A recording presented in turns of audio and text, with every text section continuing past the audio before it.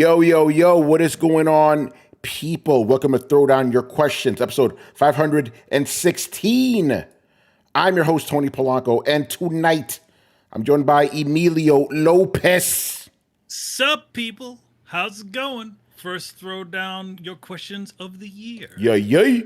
Carlos Romero. Yo, yo, yo. Adam Vale. How you doing?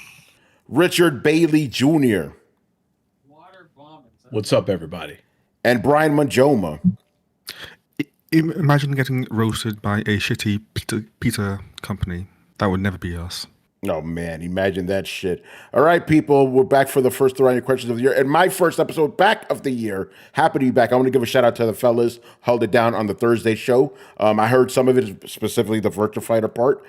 Very good stuff there. So I want to thank you guys for holding it down. That may be a yearly thing because, not only was the fucking plane delayed, but I was tired as fuck. By 11:30, I was knocked out. I was done. Yes, Vegas is cool and everything, but dude, I'm there to work. I was working the whole time. And also, I know some of you guys asked me some CES questions.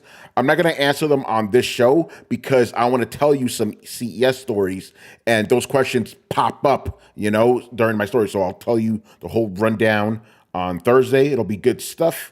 We don't know what's going on with Chris or Brett. Hopefully they'll show up.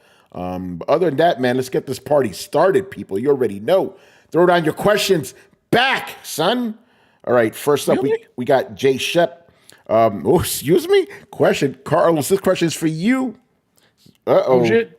Already, man. It's already getting hot.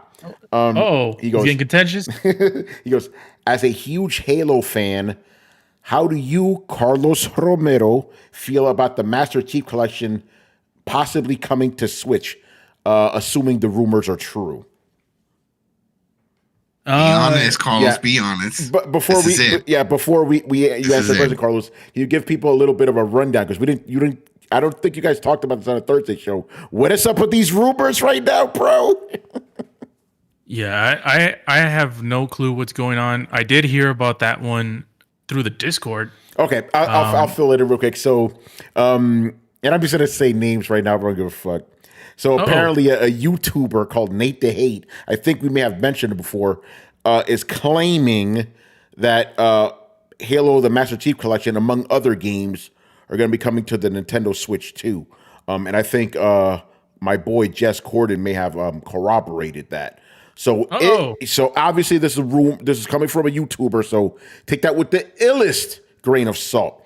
But assuming the rumor is true, Carlos, what do you make of this, and how well would the game do on the Switch 2? That's a really good question because I have no clue financially. That is, I have no clue how it would do because it's just a test case that's barely exists when it comes to Switch. Like, I remember the last time the Switch has had a game like this. Maybe like Fortnite would be the equivalent, if that counts. Yeah. But that's free to play. I think it's a good thing for Microsoft. Is it doable? Probably, because I think the Switch 2 might be on par or close to PS4 performance. Yeah, that's what we heard. Things have been going around. As far as my thoughts on the Master Chief Collection, there's two sides to that coin. The first side is the point in time when I was a huge Halo fan and the Master Chief Collection was announced. I believe it was like 2013, 14, something around there. I took a week off from work because I'm like, oh shit, getting to play Halo 2 online with the buddies. Gonna play online, gonna play through a co-op and do everything. Halo 3 and all that stuff. Game comes out, unplayable. Unfreaking playable, man. I took all that time from work, didn't do any of that. And it didn't work for months, and I think years. It took years to actually get it to be, what it is today. Current day, it's in a good place. I mean, I played it with Tony. We did streams. We played through the campaign co-op. So it's a good experience for those that are experiencing it for the first time today. So as far as the Switch 2 release, I'm not too sure what to expect in terms of financials, like I mentioned previously. I would still say it's a good idea for Microsoft to get this type of game to a newer audience, because I know that the Switch, there's a lot of people who are Switch only. Obviously, Switch people do tend to go different ways as well, as the Switch being the secondary console. But there's still a huge swath of gamers that probably haven't played a Halo game, in particular more recently, because Halo's getting more and more relevant as a day goes. So getting it to a console that's going to have 80 million sales by the time it dies, I'm guessing, is going to be a good thing for the Master Chief Collection and Halo and Microsoft in general. Yeah. Real quick, Marcus Grant on YouTube is asking, do we think the rumor is true? No, we don't think it's true or not true. We don't know. It's just a rumor. We're just kind of just answering the question, speculatively and all that. But we don't think it's true or don't think it's not true. We don't know. I don't know why people give a shit. Yeah. Well, that I don't understand. You know what? I'm just gonna. Are you done, Carlos? Because I'm mad. I'm mad right now. Uh-oh. Are you done? Go ahead. No. I'm not done. Uh-oh. All right. All right, now I'm done. All right. I'm mad because we're old. People need to understand it. We are old. No one gives a shit where these things go. Let everybody play. I don't care if it pops up on the iPhone 34. I don't care. People need to play these games. They were good games back in the day. They're okay games now, but they're still worth playing. So if it's on the new Switch, go for it. I don't understand this whole gatekeeper mentality of like, oh, we got to hold on to this. For what? We don't own these IPs. We don't own these platforms. Who gives a shit? Just let it out there. Play it where you want to play it. I mean, we're like that with movies and music and everything else. I don't care. I don't care where any of this stuff goes. So if that rumor is true, that's great. I already got my Steam Deck. I'll play it on there. I don't care. So if people want to stick on a Nintendo and would like to play that game, poof, I hope Gears shows up on there. The more people, because this thing, if you are a real fan of these IPs, if you're like, oh, I love Halo, I love this and this and that, like, then you want as many people as possible playing, because then that will fund the IP and more development for new games within that franchise. So that's the part. Just support it. Yeah, that's the part these like fanboys don't understand. It's like, you realize that if more people buy the game, they will make more games. They don't seem to understand. Their whole deal is like, we want it on my console. I don't want anybody. Basically, don't want anybody to play with their toys. It's stupid. And my thing is like, and we said this about the PlayStation games coming to PC. These games have ran their course. They're not going to sell anymore on Xbox. Why not bring it to Switch? Why not make that franchise more money so they can make more games for you? It doesn't make any fucking sense. Well, is there still a contingency of people that are, or at least from the Xbox side, that are still holding the line when it comes to this kind of stuff? I mean, obviously on Twitter, these fucking idiots, you see them on Twitter all the time. They're still like, oh, why am I buying an Xbox if all the games are going to be going to these platforms? You still see this shit, but it's like, dude, you realize you can still play it on Xbox. The games being available on other systems does not take away your ability to play them on your preferred console. It's fucking stupid. It makes no fucking sense. But you know how these fanboys are, bro. It's like they're holding the line. Go ahead, Manny. I see you over there. No, I mean, I definitely agree with that. It's like these games, especially with a game like Halo, it sort of run its course. But the thing is that it also shows the weakness of the Xbox brand, that they have to do something like that. Why do you think they are doing it? Because of weakness. This is you wouldn't be hearing about any of this if they were able to hold their own. What you just said is literally something we said 10 years ago when Xbox started putting its games on PC. They would not have been doing that if the brand was doing well. And obviously things haven't changed. And you know what I say? Do it. Go ahead. It's not going to hurt them. It's literally not going to hurt them. So whatever they're doing now is not doing that great. So do something different. Even if you need to put your fucking games on Nintendo of all places. I mean, the thing about it is, it's like, I know people want to. I know Microsoft hasn't officially said it, but I mean, especially with the way things are going now, they're a third-party company. They're going to be. They've even said it themselves. There's more. There's the plans for more to be coming to the other consoles. So, just do it. Just get it on there and break that again, wall. like putting it in the Brody run through the wall, man. Let's go. That's it. Listen, because then putting it into the places where people still classically buy these specific items, still buy games. Nintendo and PlayStation, people still buy games on them. Yeah, they buy even physical. If they're digital. A physical or digital. They still buy games, right? Because on Xbox, you don't need to buy the game. Well, you got to pick a subscription. You don't need to, if you have your subscription running, you don't need to really buy the game. But they do a good thing when because they still do rotate titles around. But they do a nice thing, which PlayStation or Nintendo doesn't do, is that if you've played the game or downloaded the game, from the subscription service, you at least get like a big percentage off for when you decide to buy, if you decide to buy it.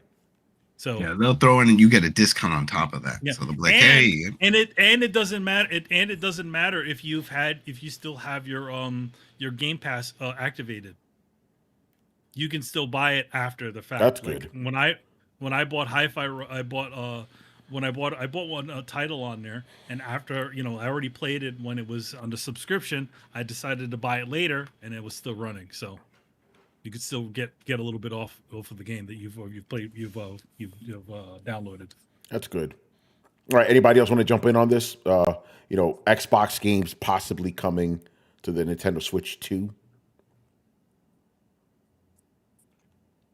We told you. It's Go ahead, Chris.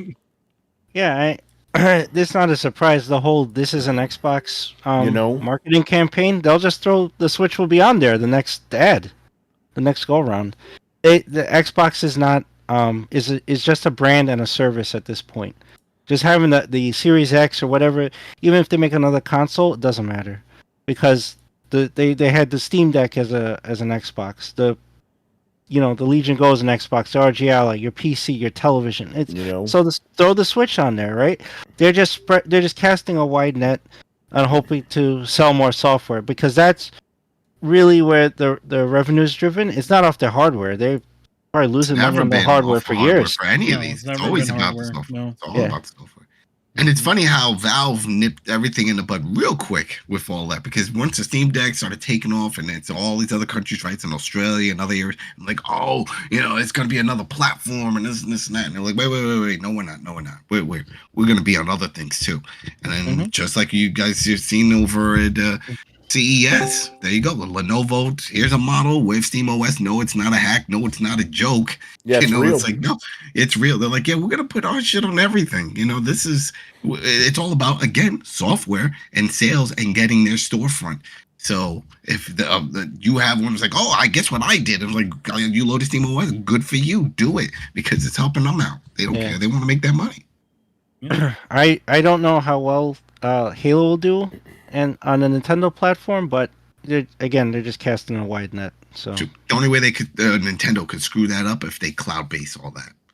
If they're like, their cloud is terrible. Like, it's horrible. That's what I'm saying. If they're like, this is so strong, it could run another cloud 2.0 Nintendo or whatever. No, it needs to run native. I wonder how Switch 2's servers will be. Like, will it be better for online games than the Switch 1?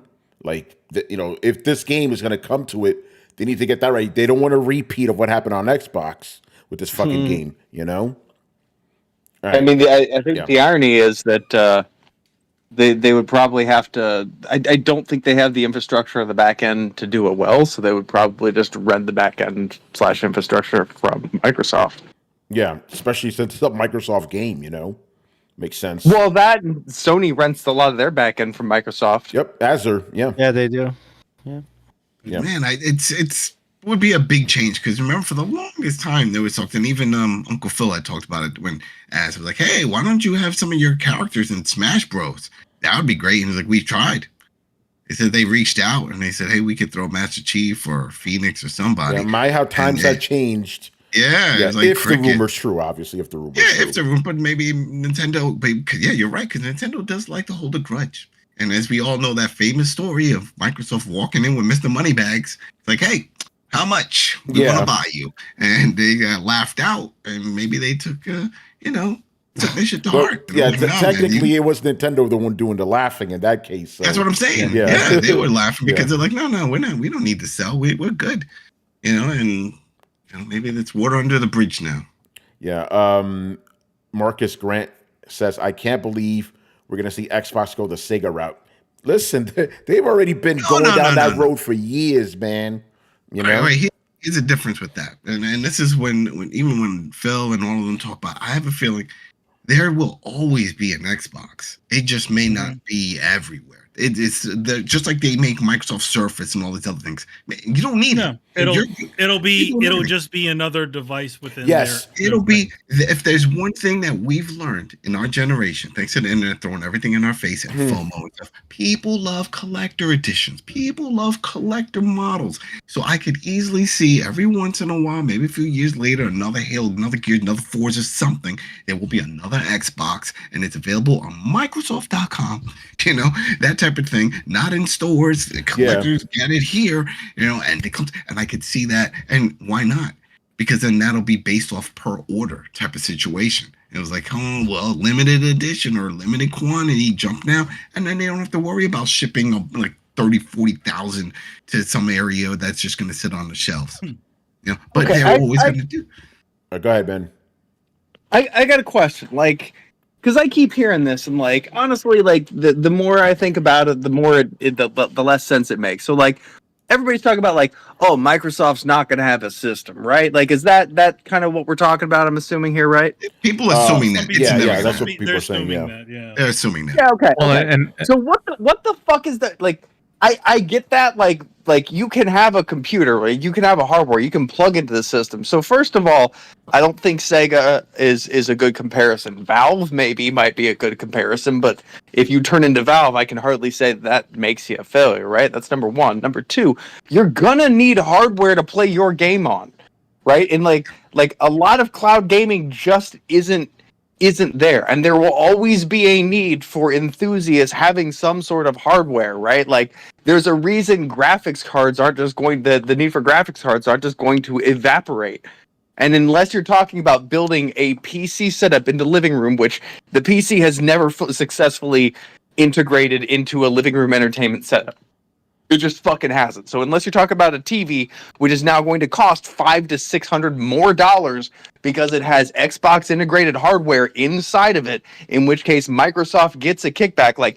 This has to be played on something, and it's either on the back end cloud services, which Microsoft owns, or it's going to be on hardware, which Microsoft gets a kickback from, right? So where is this idea that this is just all going to fucking evaporate and run on fairy farts? Because there has to be hardware, right? Well, remember, Xbox did say everything's an Xbox now, so there's the hardware. But that's the thing.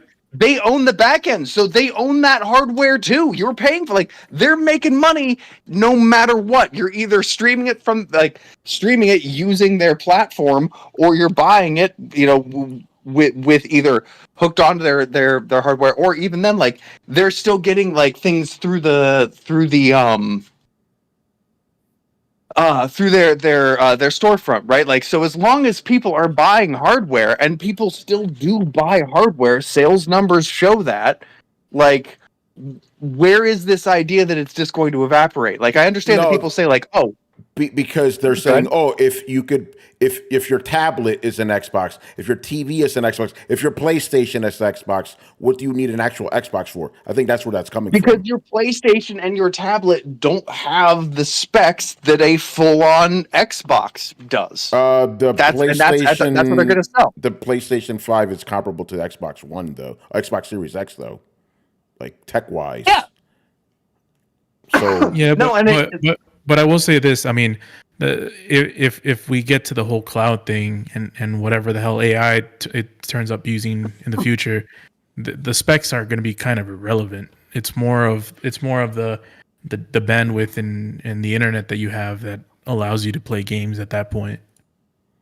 But even Well, if you but that- want, even if you want a hardware solution, you have it already. You have handhelds, you have PC. But here's the thing. Here's the thing. Even like with Game Pass, it only streams in up to 1080p. All right, it's not doing 4K, and there's a lot of other things that are just still. In beta. We're still in beta. It's been the longest beta ever, but it's still actually there's some longer ones still going, but it is in beta, and it's gonna stay that way. And it's not up to the servers. The servers can handle it. Phil has talked about that. All the backend can handle it. It's the IPs, your internet providers and stuff like that. Can they handle the bandwidth? Can people have that even with their plans? Think how much traffic and data that you're going to be using if you were to play a 4K game streaming. We already know how much data is used when you're doing 4K movies on Netflix and all that stuff. So that's the limitation when it comes to that. So if you want that 4K experience, if you want all the bells and whistles, then you're going to have to play it native. You're going to have to either get it on your PC, or get it on an Xbox. But yeah, you could play it streaming on anything. It's just not going to be great on everything, but it's playable. Yeah, and Brett, I think the premise of the conversation isn't that Xbox is going to fail and die that's not the or question, anything like that. It's that their hardware is going to evaporate, and my thing is like it's not going to evaporate. They'll just it'll probably be more niche, but there will still be an area for it. And like, I agree with that. That's what Adam said.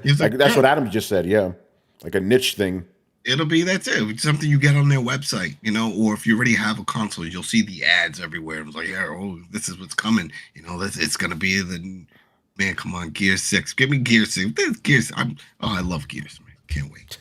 One day. Yeah. All right, but let's move on because we still got more questions. Another one from Jay Shep. What are the top 3 moments in gaming history that deserve a movie? I'm guessing it could be within a game, within the wider industry. He didn't really say the easy one, Tony. You start. Come on, we know this. Here's the thing. We would do it. Say the movie. Say the movie. Well, it already exists. I was gonna say that's not really a movie. I'm saying like he's talking movie, not a docu type movie. Yeah. Okay. So yeah, obviously we need a movie about Sega versus Nintendo. Obviously, like specific that like basically from Sega's perspective too, because they were the real a biopic. I guess again it already kind of exists, but there's like a full on. More like the Tetris effect. You saw how they did Tetris? No, I didn't know that. Got to see that. Watch that. That is made like a movie. Yeah. But with like a doc type. It's good. It's good. They need to do something like that. Relax. So yeah, that's. I mean, I know he's top 3, but that's my main one. Sega versus Nintendo, the first console war. Mm-hmm. Yeah. What about the rest of you guys? I have one. You said the question is 3, right? Yeah. I'm just gonna go with one because fuck it. One for me is just recreating whatever the story is with the Red Ring of Death. Oh shit! Excuse me. Feel like that would be a good one. I would want a movie. Jeff Keighley. Because there's already you're talking about movie. Like a movie, yeah. That's what we're talking about. So you would like to see a movie. Like it's going to be in theaters or a Netflix movie or whatever. It's going to cover the Red Ring of Death. Another one is a Jeff Keighley and Kojima musical. Musical. Are they gonna be apes? Well, it'll be something. I got another one. I want to see a movie about the whole Microsoft Activision thing. Like that would be crazy. Oh yeah. We got to. You get Vince Vaughn. You Vince Vaughn. You just want Vince Vaughn to play Phil Spencer. Yes, obviously. He can do it. He can do it. He can. Like anybody else moments that should be made into movies, like gaming moments. It'd be interesting if we ever found out about this, but the controversy that caused Kojima to leave. I knew that was going to be your answer, by the way. Well, I mean, it's something we don't know. Yeah. Nobody's written about it. Even that documentary that they did that was on Disney Plus or whatever really very lightly smatters over that situation. Yeah, that's be a good one for sure. Yeah, go ahead. Yeah. Oh no, go ahead. No, I was gonna say, take it back. The story with Nintendo and Donkey Kong and Popeye. Oh, what's that one? That whole case. Remember that was originally that they were working on a Popeye, And then they changed it up because they did the Donkey Kong. No, it was Donkey Kong, but then they were dealing with the lawsuit, and then it was supposed to be a Popeye game, and that's where Kirby comes in because Nintendo's lawyer, his name was something Kirby, and he helped them win because they were getting sued by Hollywood, saying that they were trying to use the King Kong thing with Donkey Kong. Yeah, they were getting sued by Universal for the word Kong, and then they did further research. Yeah. They did further research into it and found out, holy shit, the term Kong and King Kong is a public domain term, so anybody can make those. That's why those Skull Island films. They're not Kong, they're called Kong. They're not called King Kong. They just they're able to do those films because as long as they don't resemble the King Kong of Universal, they can still use Kong. Yeah, and it was all this scandal, but they got out of it thanks to Kirby. And then they said to honor him, they were going to make him a character. And till this day, we have Kirby. And that's from the lawyer. Yeah. Oh, and my number 3 would be the whole ratings thing, with Mortal Kombat, and Night Trap. Make a movie about that shit, how that all started. Night Trap. Yeah, ESRB, right? That's what they're called? Yeah. Yeah, the ESRB. Yeah. Go ahead, Brett.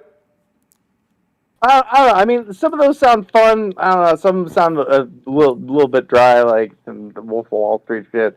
I'll say this. One, I just use this as an opportunity. If you haven't seen King of Kong Fistful of Quarters, that shit really should be a fucking movie, and it is a documentary. They did make a movie. They did. There was a movie. Yeah. They did the Billy Mitchell. There is a movie. There's a doc and a movie. Really? With real actors. Oh, shit. Yeah, there's both of them. Well, there you go, Brett. Oh, damn. There is one. Yeah. Oh, shit. Okay. If you haven't seen that movie, go watch the doc. The doc is absolutely amazing. It's one of the best cases of right place, right time. That shit is great. Right, but you know that if somebody sees it now, the way Billy Mitchell and all them act, they were like, oh, this is fixed. This is all work. There's no way somebody can act that way with the tie and everything, with the American flag tie. No, they're like, no, come on. He's not real. Yeah. It's almost too ridiculous to be true. But it's one of those you're like, I don't know, man. It's just go watch. Yeah, you're gonna think it's absolutely fake. It is actually somehow not. It is the most insane movie. Adam, didn't you and Chris see that in the theaters or something? I know. I saw it in theaters, but I don't know if it was. I think we saw it together. Yeah. Other than that, I can't say much because I want to keep a veil kind of between some of the more professional members and my degenerate ass. So I already know what you're gonna say. I know what you're gonna say because that's the one I wanted to pick too. But go ahead and say it. The whole Five Guys saga. No, I don't know about that. I thought you were talking about Gamergate. Bro, that's what I'm talking about. Yeah, we can say it now. Zoe Quinn and the Five Guys. Yeah, we're in a new regime now. We could talk about it. Okay, so before the whole thing before Gamergate, there was this inciting incident with Depression Quest and Zoe Quinn and a bunch of sleeping with a bunch of industry insiders, everything like that.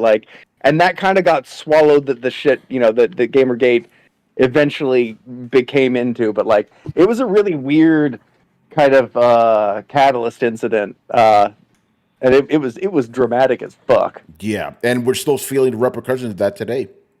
Yep. Yeah. All right. Anybody else? Also because I fucking hate.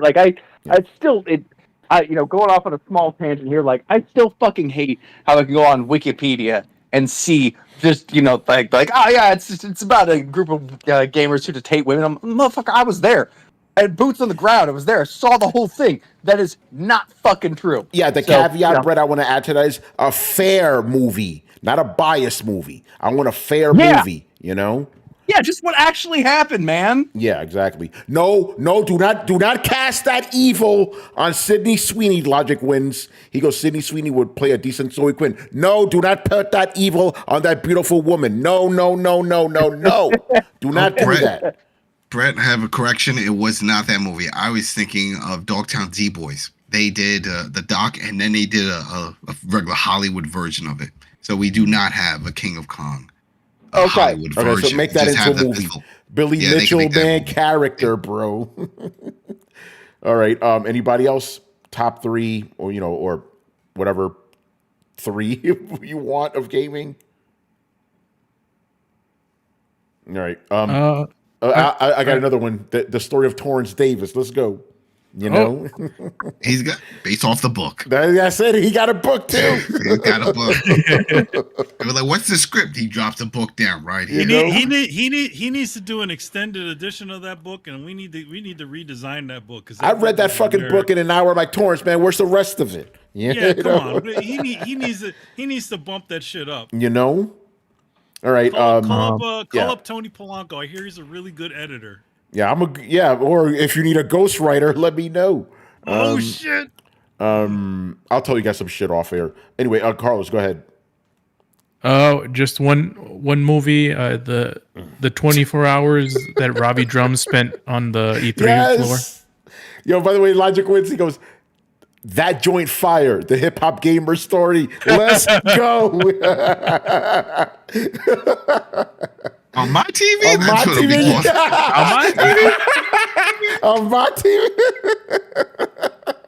That'll be the film. Oh, man. All right, let's move on here. Go ahead, Chris, if or anybody else who wants to jump in. Yeah, I just have 2 I want to mention. Go ahead, quickly. Rich, excuse me? I would love to see a documentary or a movie on the rise and fall of E3. That's a good one. Oh, that's a good one. That's a good one. Yeah. We need to see a doc first, because I think a lot of people probably wouldn't know exactly what happened, because that shit Rich, that'd be great. The rise and fall of E3. Oh, shit. You know? They got greedy. That's what killed them. You know? Manny, you're greedy. If you could get Jeff Keighley to loosen up and really be like, those motherfuckers just fucked me over and I was going to destroy them. Something like that. Yeah. Yeah, they saw him as just a host. Like, you got no power. You nobody. You're just a face. Anything else, Rich? Oh yeah, and one last thing. I don't really know if this is really considered a gaming moment, although to me it is. This is something that I think Carlos and Brett will, as well as Carlos, Brett, and Chris will probably agree with. And no, it's not what you think, guys. I'm not talking about that horrible game that flopped last year. I would love to see a documentary on the history of Souls games, because for some reason I didn't really know much about this genre, but when you see stuff like Dark Souls and all these other games coming out of nowhere now, that very popular genre. So I would like to see where that started and why people are continually inspired to make games that are in that same genre. Get Miyazaki in there, that'd be good. That's funny. I wonder if it would go all the way back to Ultima. Yeah, right. It was kind of that inspired Kingsfield, and Kingsfield inspired Demon Souls. It's essentially just a spin-off kind of that, and then that blew up, and that was inspired by Michael Jackson's Thriller, and it just trickles on from there. Yeah. All right. Anybody else? Gaming moments? Make sure everybody gets a chance. All right. Torrance's movie is going to be called Video Game Time. Yeah. It'll be called video game. That'd be perfect. Yeah. And they got to have a chapter about the E3 committee. The E3 committee. All right. Jay Shep did ask a lot of questions, so we got some sponsor. We got a very generous person who's sponsoring some of his questions. Lunar Diaries. I like this guy. So the first question is, what are your thoughts on the United States labeling Tencent as a military company? Will this affect Tencent's future acquisitions? I just heard this shit today. It's fucking crazy. Yeah, I don't know. Yeah. Is that confirmed? Is that official? Yeah, it's official. Yeah. So, Chris, for no reason whatsoever, you can answer first. Yeah, it's a very bizarre situation. It's kind of this 11th hour label from the DoD that said Tencent supplying the Chinese military with tech, so therefore they're a military company. I don't think that's fair, because I'm pretty sure there's plenty of electronic companies in the United States that supply military tech, or that they commission it, through third parties. They're not labeled anything. Microsoft does it. So Microsoft took, remember HoloLens? Yeah. Microsoft took that they pulled it from commercial and they put it in industrial and military. So how come Microsoft's not labeled a military company? You're right. By that by that definition, there should be a military company as well. You know? Right? Yeah. So this is ridiculous. Tencent has denied it. Now, I don't know. I don't trust Tencent either, but I don't think this label is kind of weird. It came out of nowhere. And all it does is kind of hurt them because they had a small stock drop, and it could affect future contracts with other companies and acquisitions, right?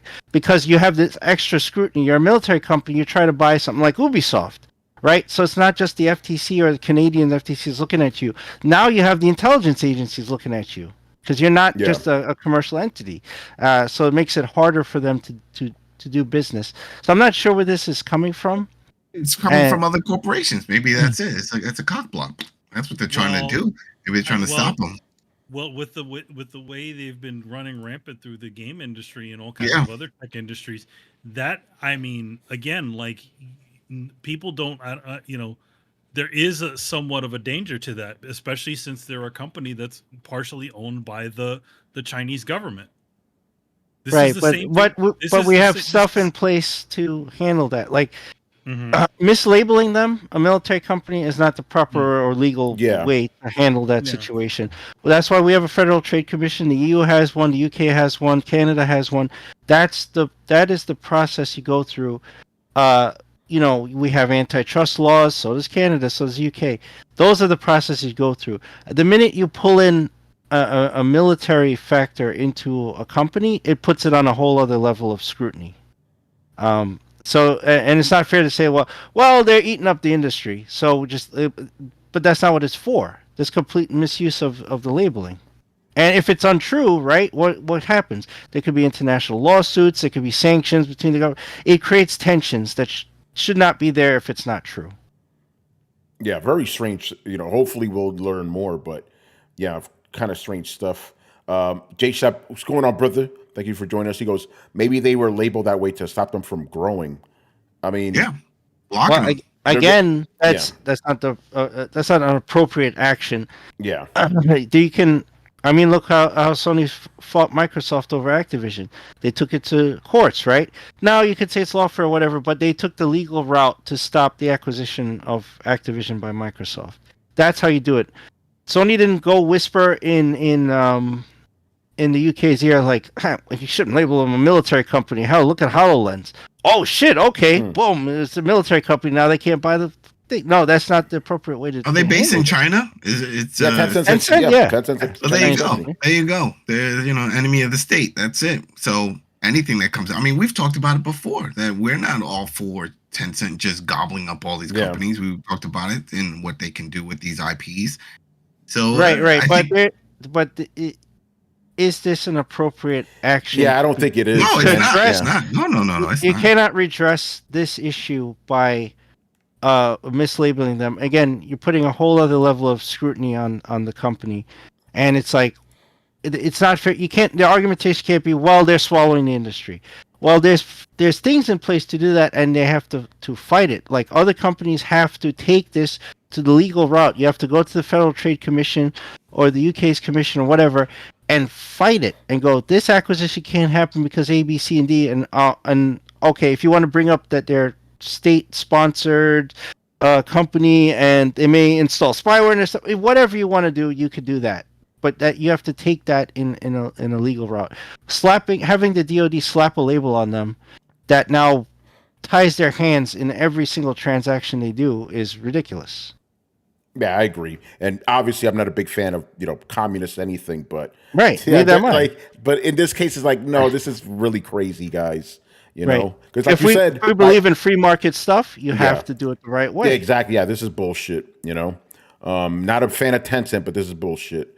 All right, another question here. What are your thoughts on SteamOS versus XboxOS? Which one will win? Now, Jessup, I'm glad you're here. Are you asking for handhelds? Because XboxOS is not a thing for handhelds.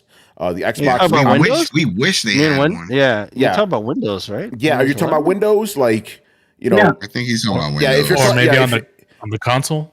Yeah, that's why I'm glad Jay Shep's here. Can you clarify this? Because there's no Xbox OS on handhelds. There's Windows 11 that's on handhelds. He goes, okay, so yeah, okay. SteamOS versus Windows 11 on handhelds. SteamOS.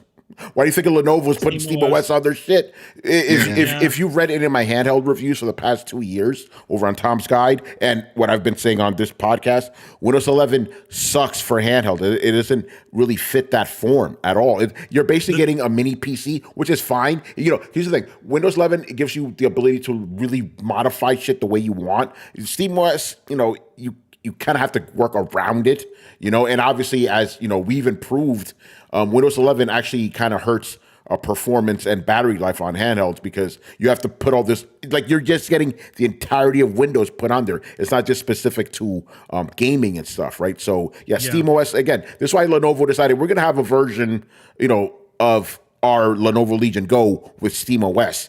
So yeah, it's not even a contest. And Phil Spencer has talked about this. They said they realized it. As a matter of fact, I'll tell you this right now. I can say this, not NDA. I was at a Lenovo event at CES, and I talked with one of the Xbox guys there. He admitted it's a problem. He admitted Windows 11 is a problem, and they're still trying to find a way of making like a more handheld friendly version of it. But even Xbox, not only that, and that's something happened to me behind the scenes, but even Phil Spencer himself has stated many times, he goes, yes, we realize that Windows 11 is a problem, for handhelds. This whole thing was a half-ass. This was bullshit. I was excited when we first heard about it, and you were like, yeah, I'm going to go see it. I'm like, this is it. This is it. Microsoft has been, like you said, they knew this was a problem way before when everyone was asking, are you going to make a handheld? Well, when we figure out a good way to do it, then yeah, we could do something like that. So when this came out with Lenovo partnering and they were going to be them, like, this is it. We're going to see something. They did. It's in my head, maybe it's because I'm naive and I see it. I'm like, why can't you just modify the Xbox OS and then just throw that on it? And that's it. That's it. Poof. All the games there. The back end, you already have all the games listed on that. What is the problem? But no, they can't do it. And it's just regular Windows 11. That's it's regular Windows 11. Yeah. I have a question. You got if they really wanted wider adoption, why not just eat the loss on the software license to Lenovo and have the systems either have parity in price or the Windows one come in under the Linux, the SteamOS one? Instead, it's $100 more. It's $100. Well, there's a reason for that. There's a reason. It's because they're licensing. I was flat out told that. I asked them, why the hell is this $100 more? And I said, it's because licensing goes, it's exactly because of licensing. Well, yeah. So when the consumer eats the cost. That's why I'm saying, why didn't Microsoft eat the licensing and just offer it to them? They should have, yeah. Again, you get more versatility and stuff with Windows 11, but for the regular person, why would you opt for the more expensive console that's going to run not as good and like not last as long? Like the SteamOS one is the obvious answer, But real quick, Jay Shep goes, the VP of Xbox Next Gen said that Microsoft is combining Xbox OS and Xbox OS. This is the guy I talked to, the dude with the big Gandalf beard. That's the guy I talked to. He told me it's a problem. He told me that. He said it right there. We even captured this shit on video that we're gonna put up. So he said it's a problem. They're looking into it. So maybe that's what you're alluding to. But that's the dude, the Gandalf, beard and shit. Cool dude, by the way. I also talked to the Valve guy, and he was telling me, he's like, yeah, we want to get our OS on all these systems because we realize this Windows 11 is a fucking problem. Well, of course, the Valve guy's gonna say that shit because Valve has used to have the vendetta against. Yeah, but remember, these guys were sitting next to each other during this presentation. It's the one thing that see now. The one thing that I feel, because at first I was like, oh, it's gonna shit on shelves. It probably won't, only because people name value, no Windows. If they have a Windows computer at home, they know when they hear all Valve, these systems are selling well. Yeah, if they see that, unless you're in the know and you've played with the Steam Deck already, or about Valve and all that stuff, then you're going to jump on it. But if you don't, you're just going to think of Windows. I'm like, well, I know that interface. I know that it's got to work, right? Yeah. It's on all these computers. Listen, I don't see computers coming with it. I'll say this. even though we all have our problems with Windows 11 on handhelds, obviously it's not that much of a hindrance because all these companies are jumping on it. Think about it: Lenovo and Asus already on their second iteration. These systems are selling, but despite Windows 11, And I want them to be both available, and I'm glad Lenovo's doing that. You get both of them, just so you get something that you want. Real quick, I want to bring this up. Last year we did a video. It's over on the Tom's Guide video, YouTube. And it was, Steam Deck versus ROG Ally, which one would you get? And in the video, I flat out has said, I grabbed the ROG Ally and I said, I would love these specs with this OS. They would be perfect. And then Lenovo literally delivered that shit. That's a fucking game changer, bro. So stay tuned. This year's going to be good for handhelds, man. It's going to be a very good year for handhelds. I could already... Adam, did you see that fucking Acer one, the 11-inch monster? The monster. Oh, my... I can't even imagine what a case is going to look like for that, because it's going to be even bulky. It's going to be like a capsule. It's like, look what you need fucking handles and shit. Right? Brett, what's up, man?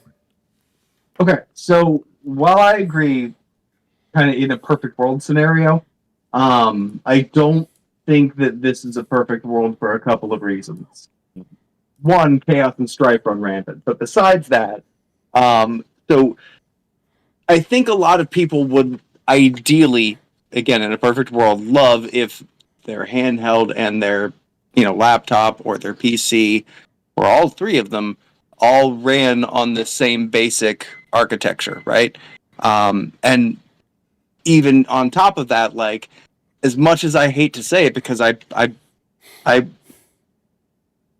Linux as a system, and I want everything to run on Steam, and I think that this wider accessibility will make it so that people will use Linux or SteamOS more. But when it comes down to it, you're like, okay, what percentage of my games are on SteamOS versus what percentage of my games are on Windows? And 10 out of 10 times, you're going to have more of them on Windows. So I'd like to see this as an enthusiast thing, but it definitely does have its drawbacks, and that it's not going to play everything. Are you talking about like the Steam games that are incompatible? Because remember, so far we haven't had any real compatibility issues. No. The only issue is the damn anti-cheat. And like, let's say FIFA, for example, my FC game. The only reason why the newest one is not supported on the Steam Deck is because of the anti-cheat, and you need it on Windows. So those type of things I can see as a deciding factor if you're into it. Or like Call of Duty, for example. Call of Duty, you can't run it on SteamOS because of the anti-cheat. Because remember, all the cheaters are on Linux. There's no cheaters on Call of Duty. Yeah, right there's now. none. There's none. Yeah, it's beautiful. It's empty. It's clean. There is not a single problem. So it's all because it's all Linux. It's all Linux. Yeah. So Brett, I'm a little confused by your question. Like, are you saying like which games are incompatible with SteamOS? I'm just confused because most games, a lot of online games. A lot of which ones? A lot of well, that's what you're talking about. The anti-cheat, it doesn't support it. Gotcha. The game doesn't. The anti-cheat makes it unplayable because just like GTA Online now, when Rockstar and 2K was like, there's too many cheaters on Linux, so they cut support. It used to work on the Steam Deck. Well, this is why I said it's good to have both platforms available to people, not just one. Yeah. We don't need one. Well, we already know what's going to happen. I literally said it's good that we have both choices. One that these are in people's hands, YouTube is going to be flooded with videos on how to sideload Windows. Yeah, of course. It's already something you could do now, and it's going to be something you can do later. So it's like, hey, get the cheaper one, okay? Don't go for the extra $100, and we will show you how to do it. That's it. Yeah. Done. So Brett, the perfect world kind of exists. We get both. We have both already. We're good. Well, hold on. But where I'm going with that is I think that this is more of a long play, right? Like, since the launch of Steam, you've seen a lot of things become more compatible with their Proton and with Linux, right? Yeah. So I think this will help step things in that direction more.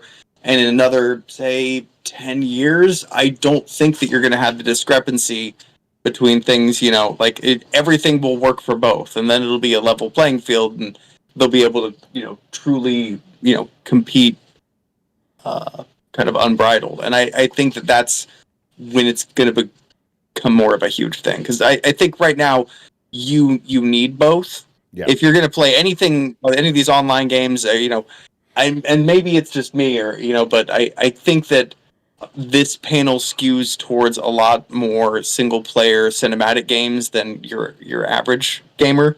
I think and maybe I'm wrong. Maybe your average gamer plays no multiplayer games, but like, I as much as I love my Steam Deck, I don't think I could have it as my primary thing for the couple of very minor shortcomings. There is one big game, and Tony, that you cannot play on the Steam. Which one is that? Fortnite.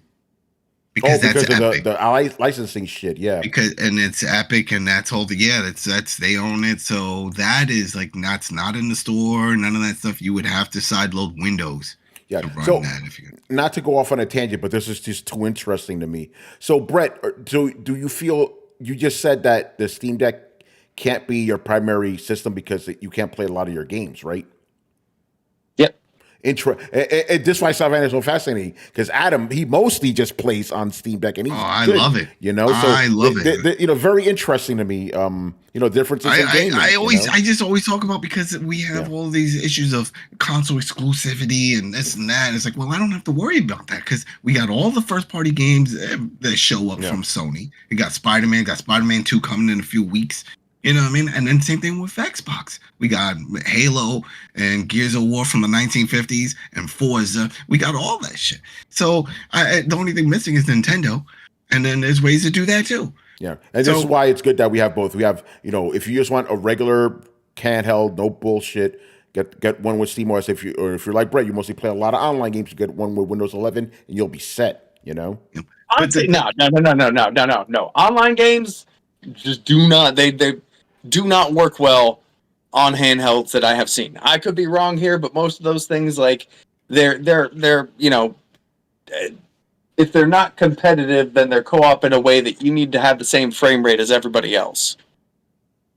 Okay. So I think that I wouldn't necessarily suggest that. Not because again I don't like the games. Like I love my Steam Deck. I have a higher proclivity towards these games. Than a lot of people, but it might be a case by case because I remember playing Forza Horizon 5 on the Steam Deck and playing, and I didn't have any issues. Or Starship Troopers, the newer one that came on Extinction, and that's like 16 players on there, and that was fine. But yeah, there's some games that didn't run well. I remember Helldivers, but they had server issues and stuff. But I remember honestly, every day it gets better. Every day it gets better because every day Steam Deck gets more weight behind it, and this is just going to help push things in that direction. So. Great. It's great now. It'll be fucking perfect 5 years down the road. You see, and what you just said, that support and that upgrade, that's something that Steam is constantly doing. Well, Valve is constantly doing with the SteamOS. There's always updates and fixes and stuff. I don't know if Microsoft would put that type of support behind Windows 11 that's on it because it's just Windows 11. That's all it is. Yeah. Like, it works on PC. It's like, yeah, but that's not what I'm playing with. Well, that's your problem. You deal with that. Do you want Office 365? Exactly. You want your Excel spreadsheets to work right now. Jay Shep, to answer your question, SteamOS is a Linux-based operating system. It's the butt of OS. Cool. Yeah. All right, good stuff. That was a good conversation. It's in general, it's a closed system. And that's why it works.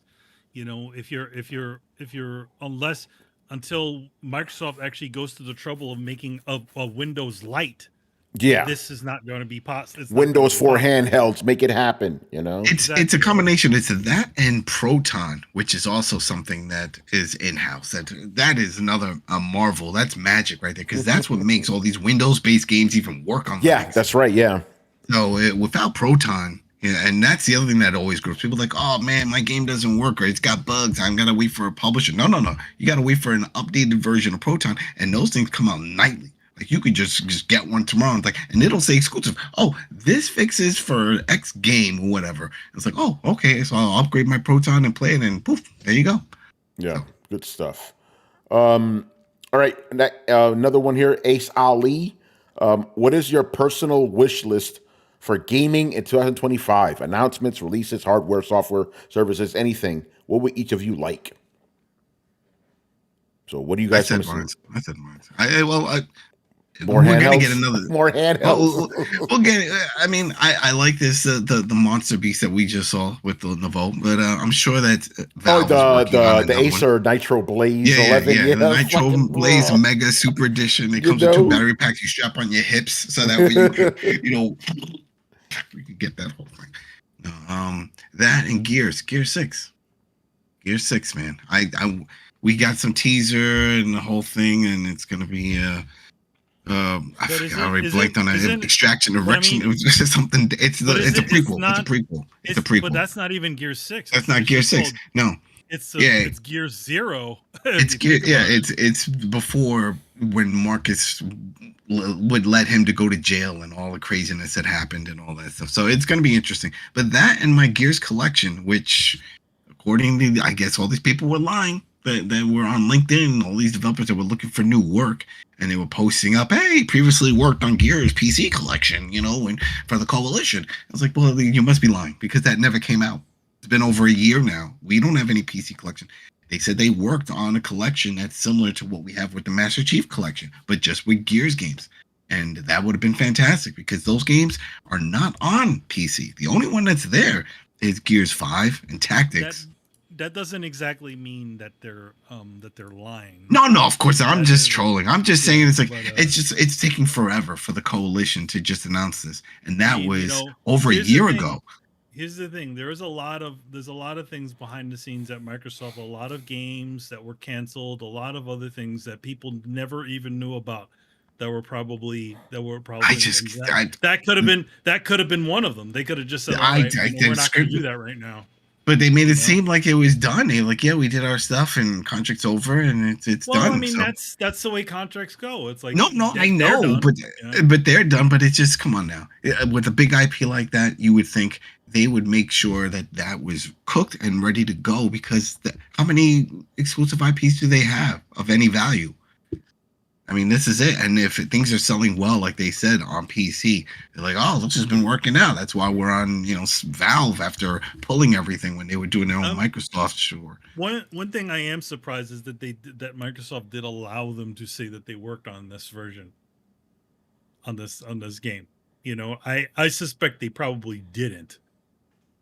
They just put it down because usually the way the game industry goes, or the way non-disclosure agreements work, is that until the game is released, and even goes for people who are who are just contract players, like freelancers like myself, we're not allowed to talk about any shit until the damn thing pops out. I gotta look up. It's been a while. Maybe they edited and modified, but when that happened, that made the rounds everywhere. And I was like, click this, look up. It's like, oh shoot, they worked on it. Took a year and a half to testing, and it's like, okay, that's great, Yeah. All right. Any other wishes you guys have for 2025 in gaming?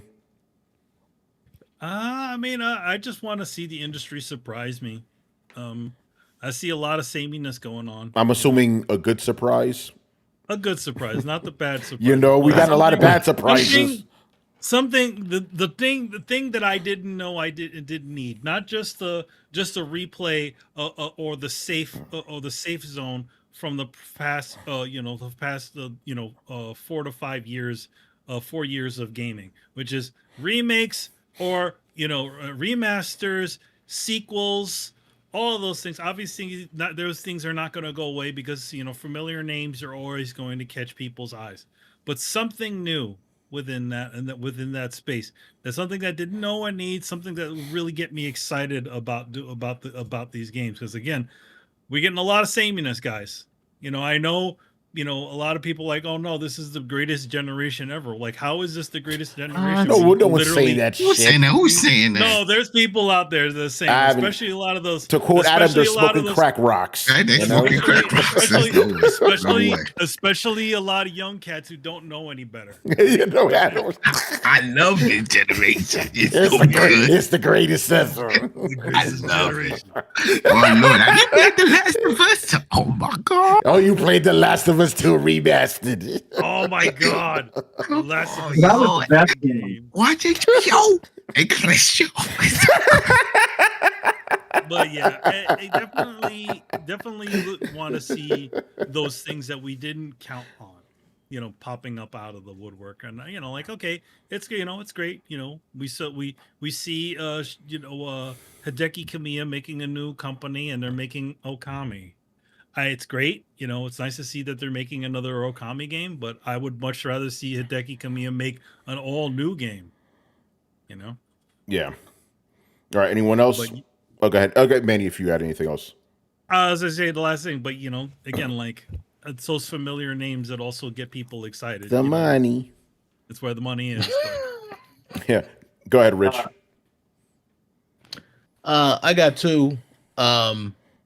Yeah, I do agree. I don't want to see any drama in the industry. Obviously, that's going to continue. All types of drama, layoffs, so on and so forth. But I will say this. To kick off the year, I actually did an article on some game reveals that I would like to see in 2025. I'm only going to mention two.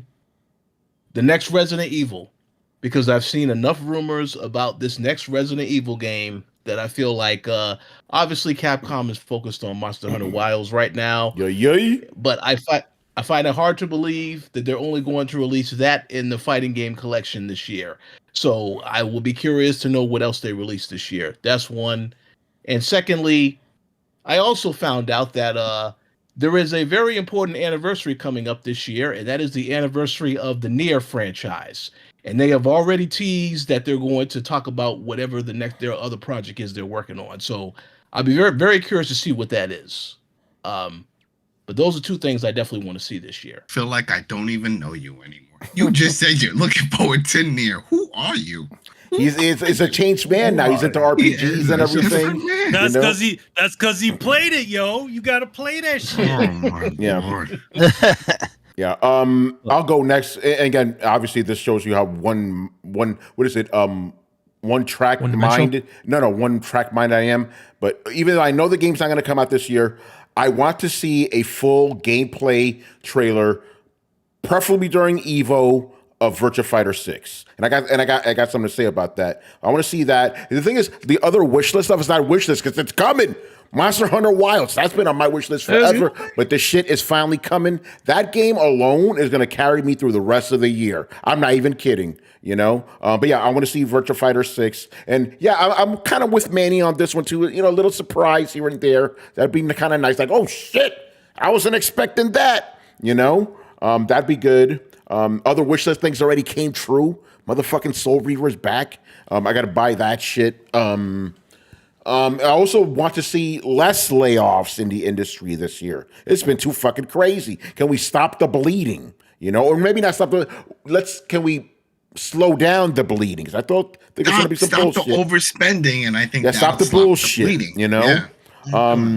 I'm also looking forward to Jeff Keighley get into a fight with somebody. I don't know who, but it would be fun.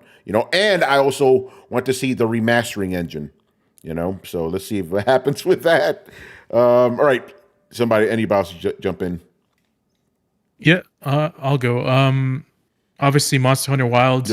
Looking forward to that. The game comes out in a month and 14 days or 16 days. Or something like that. There's another beta coming. There's another beta coming. I might be able to play it. Manny, don't come over that weekend. All right. Even though you saw it, that was it. You didn't get the yeah. Stay home that weekend. That was not, by the way, a Donkey Kong Country situation. No, it wasn't. No, yeah. Oh man, that's our insider shit right there. That's a turn-out joke. Yeah. Anyway, Carlos, go ahead. And hopefully the Switch gets announced in a couple of months too, and I'm hoping that a new 3D Mario game gets announced. Ooh. Whether it's an Odyssey 2 or something else in the franchise. Sub Gator in the house. What's up, brother? Carlos, I know you don't mind me stopping you for that, man. Sub Gator, this is a special moment right now. Where you been, my man? Sub Gator, speaking about Monster Hunter, what's up? Remember when Sub Gator was talking to the other two in Japanese and shit? Oh yeah, that was dope. Adam, we need our translator. We were playing with a Japanese player and shit, and we had our boy Sub Gator translate. It's fucking awesome.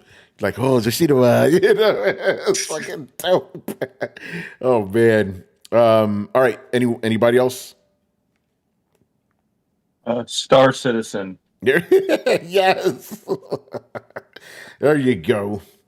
All right. If nobody, My thing go ahead, Brian. Yeah. is just don't expect anything, and then you can be disappointed. Because I mean, at that's this how I point, live my life. You know. Like the obvious answer is Dino Crisis remake, but it's not going to happen. So I'll stop expecting it. You know. And we can't even get Resident Evil news. Oh shit. Uh-oh. That I echo Rich's the first one. I'm like, where the hell is Resident Evil news? Anything? 9? Nothing? Not a thing. So I'm gonna tie this shit together, right? Because the Street Fighter 6 community has been very upset for months now. They're like, yo, what the fuck are these costumes? They've only got one costume set, and I was some YouTuber I was watching. He put it all together, and he brought this up. I'm like, oh shit, that makes sense. And Chris, this is going to tie in with Resident Evil. They're fucking busy with Wilds. It's all hands on deck with Wilds right now because all the games are running on RE Engine. They need everybody on board with this shit because they know. Remember, Chris from Monster Hunter World, how much money that brought in? You know? Yeah. No. I realized that was probably the situation. So I think that's what. So we got to be patient. You know, because I want another Resident Evil 2 payment, but you know, we got to wait. But I you guys echoed all the sentiments I've had. Like, I want the bleeding to stop in the industry. There's been way too many layoffs, and I hope that trend doesn't continue or accelerate. You know? Yeah. With the Switch announcement, there was a leak. Again, grain of salt. That probably next week we're going to announce something.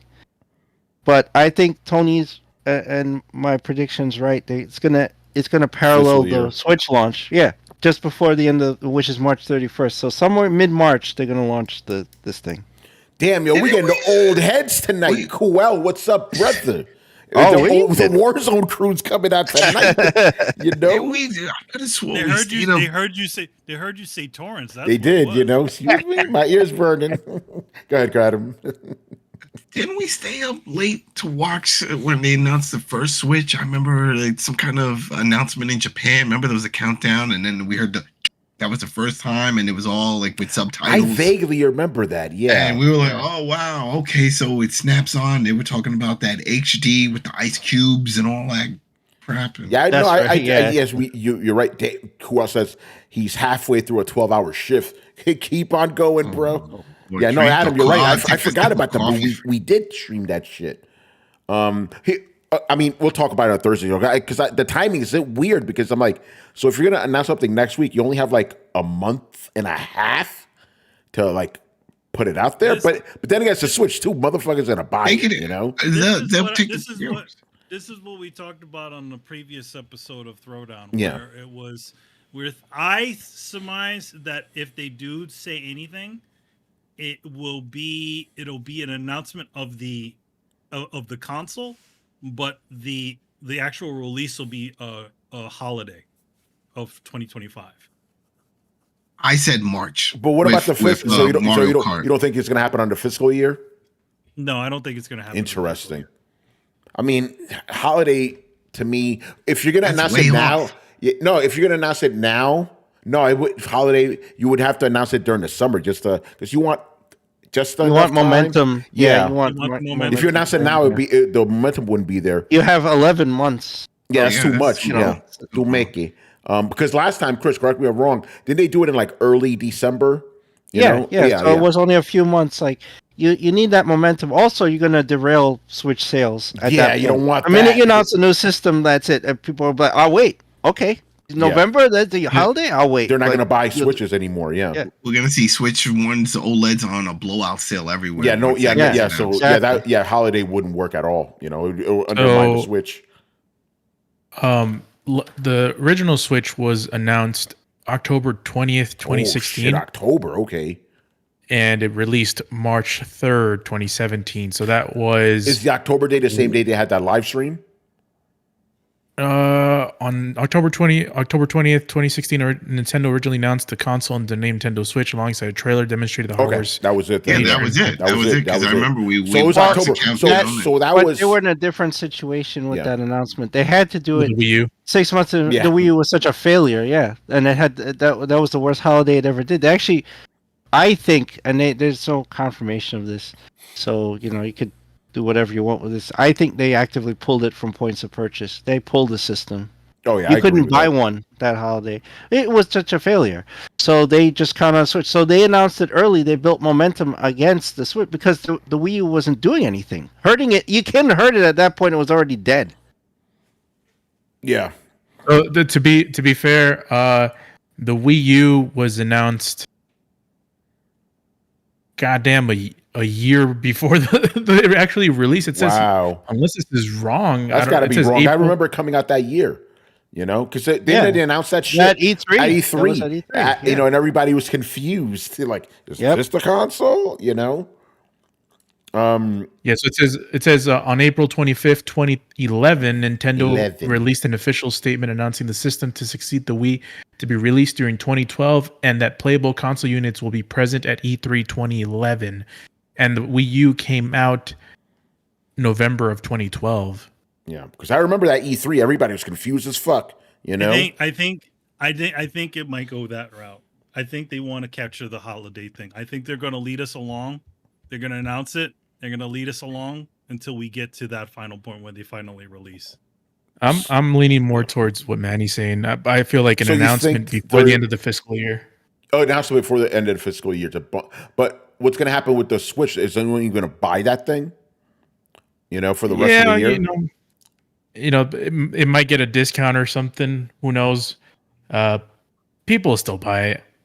Yeah. It's just one of those things where that stores won't tell them.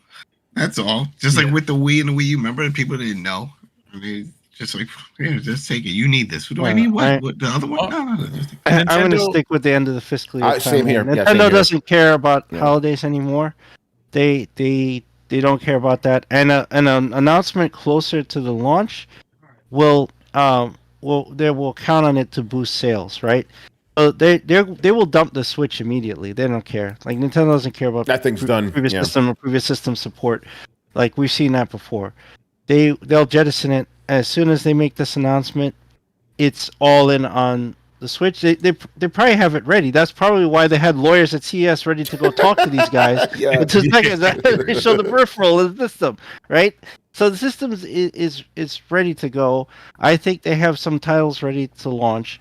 If they make a stream this month, you have 2 months, which is a lot of momentum, right? Yeah. You start putting out title names, you start having third parties advertise against it, and then you launch it before the end of the fiscal year, and you get that bump, right? So I would count on that. That's what I think is happening. J Shep goes, will the Switch 2 hurt Switch 1 sales? Nintendo's going to discontinue the Switch really fast. Just dump it. That's what they always do. Yeah, like it did with the 3DS and the was it the XL. 3DS and the XL? Yeah, and the Wii U. Nintendo will cut off the previous system real quick. And in terms of, go ahead, Brett. Go ahead, bro. How long until it passes the ties with PS2? Yeah, but it's like less than 20 million. Oh shit! Maybe like 12 to 16 range, I think. And how long do you guys think that'll take? Because I bet that'll have something to do with the launch too. Yeah, but no, that's not this year. It's not. It's not happening. Yeah. I think if it were to surpass it, they would still have to keep on till maybe next year. Yeah, just selling Switches. Yeah, if Chris and I are right and this thing comes out the fiscal year, the Switch 1 will not be available by the summer. And I guarantee whatever the next Mario is and whatever is going to be exclusive to this new system. Oh, absolutely. Yeah. So you're not going to have software to push the Wii. You're not have software to push the Switch to PS2 levels. You're not going to have the launches to do it, right? They're putting all their eggs in the new basket, right? Yep. So that's what they're going to promote against. The Switch had a good run, the PS2 is still king of the mountain. Yeah, it's really good run. Being second to the PS2 is not a bad thing at all. Yeah, it got close. It got very close. Very, very close. All right. I feel like Good. There is a scenario where I see the Switch surpassing the PS2 this year, and that's if there's a shitload of inventory around the world with Switches. That number one, and number two, once they announce the Switch 2, there's a huge discount on it, and they'll sell those like crazy. Yeah. If they slash that shit by like half, it'll outsell PS2 for sure. It'll be the first sale they'd ever have. Exactly. I mean, it would be. Yeah. I would agree with that sentiment, except they've never done that. Yeah, they won't do that. Yeah, they could have put the Wii U down to like $49.99. Here, take this shit. It's done. It's dead. They didn't do that. They didn't discount it once. They just pulled it. Yeah. Well, to be fair, Carlos was just giving a scenario how it could happen. You're right. Yeah, I agree with the scenario. Nintendo's not going to do that. Nintendo's not going to do that. They'll just kill the console and you're done. That's what they've always historically done. All right, moving on here. Alpha Chuck. We are witnessing a new renaissance of gaming handhelds. What features would you realistically like to see being developed for them? Adam, this is you right here, man. What are features in handhelds that don't exist that you want? Features right now, because they pretty much added everything. Yeah. One feature that I wanted for the longest time, and I was using a third-party app on the Steam Deck, was a clip recorder. So when I do my reviews, I had to use this third-party app and then record, and then the quality wasn't great. But now they added that. That's in the last update.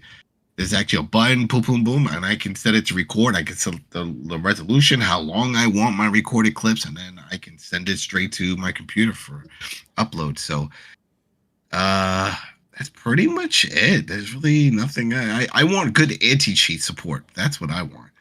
I'm tired of this. I'm tired of games that I know work on this device and it just not work because of anti-cheat.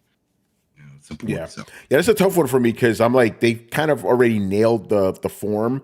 SteamOS is great. Even Windows 11, once you get through the bullshit, it works. Once you get through the bullshit and use whatever your machine's launcher is, you're kind of good. And they already have all the accessories you want, like docks and everything, cases, so I can't really think of I think they've already kind of nailed them, but I'm not very imaginative, so take that how you will. What about the rest of you guys? What's something for handhelds that you want to see? I feel like Jay Shep, they already have fingerprint lock on the Legion Go. The Legion Go 2, the next one. That's gonna have OLED and a fingerprint lock on it. So that's already happening. But a face recognition would be pretty interesting. They'll just need like a camera or something in the front, Go ahead. Face ID? Face ID, yeah. Never thought about that. Yeah. Go ahead, Carlos. I feel like having a better ergonomic controller. I feel like most of the controllers are kind of just made just to fit. But even if you got to make the handheld a little bit bigger for the sake of ergonomics, the thing I'm thinking about is the what do you call it? The DualSense controllers on the Portal.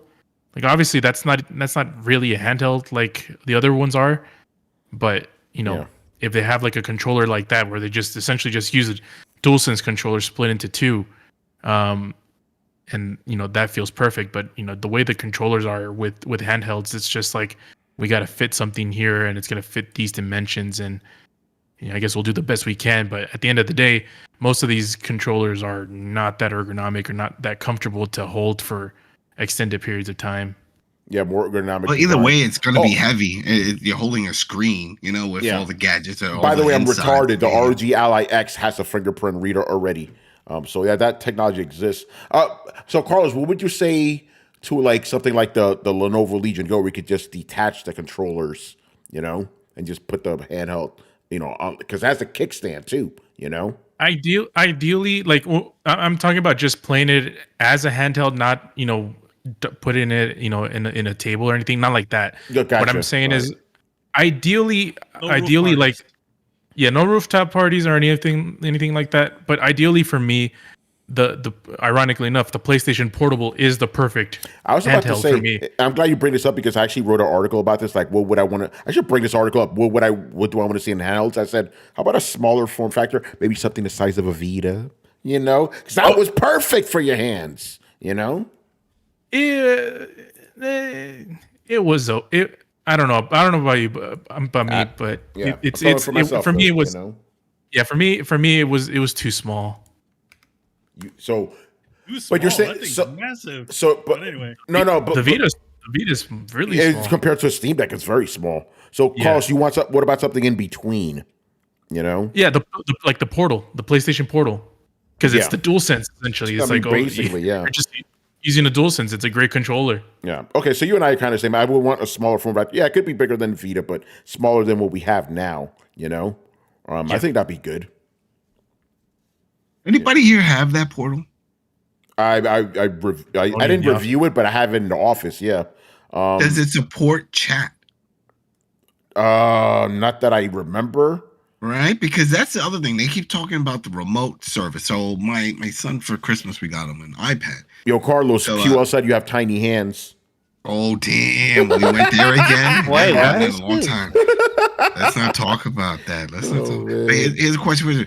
So we set that up, and I set up remote play for the PlayStation 5 and gave him a PlayStation controller, and everything is great. He's playing his Fortnite, doing the whole thing, but he can't chat with anybody. And he's like, I plugged in the headphone, it doesn't work. And I looked everywhere. I looked in the settings. There is no option. I looked online. You need specific headphones. Yeah, for the Portal. Yeah. For the Portal, you need a specific. So what about remote play? It only works off remote play, if I remember correctly. Yeah, it only works with remote play. Because then remote play, like I said, is on the iPad, and that's what I loaded on there. So do I need that special headphone, whatever? Would that work? Oh, okay, yeah. Because he's not playing on the Portal. He's playing. No. He's playing on remote play on the thing there. iPad. Yep. Oh, okay, on iPad. Oh, gotcha. Does group chat work on remote play? I don't remember if it does. That I never tried it, so I don't know. I mean, that's how I used to connect through to voice chat was through the remote through my console. So unless that's changed, I mean, granted, I was doing it on a Vita. Well, that's different. That was all I did on the Vita also, but that was I don't know. That's this is on the app. Other. Yeah. Okay, so app. On the PlayStation app, not the remote. No, on the remote play app. Like, I don't know about the remote. I don't know about the remote. Yeah, I've seen app, that. I do, but on the PlayStation app on the phone, it does do that. So yeah, you might need to Dr. Frankenstein this and turn on the app and see if you can do it.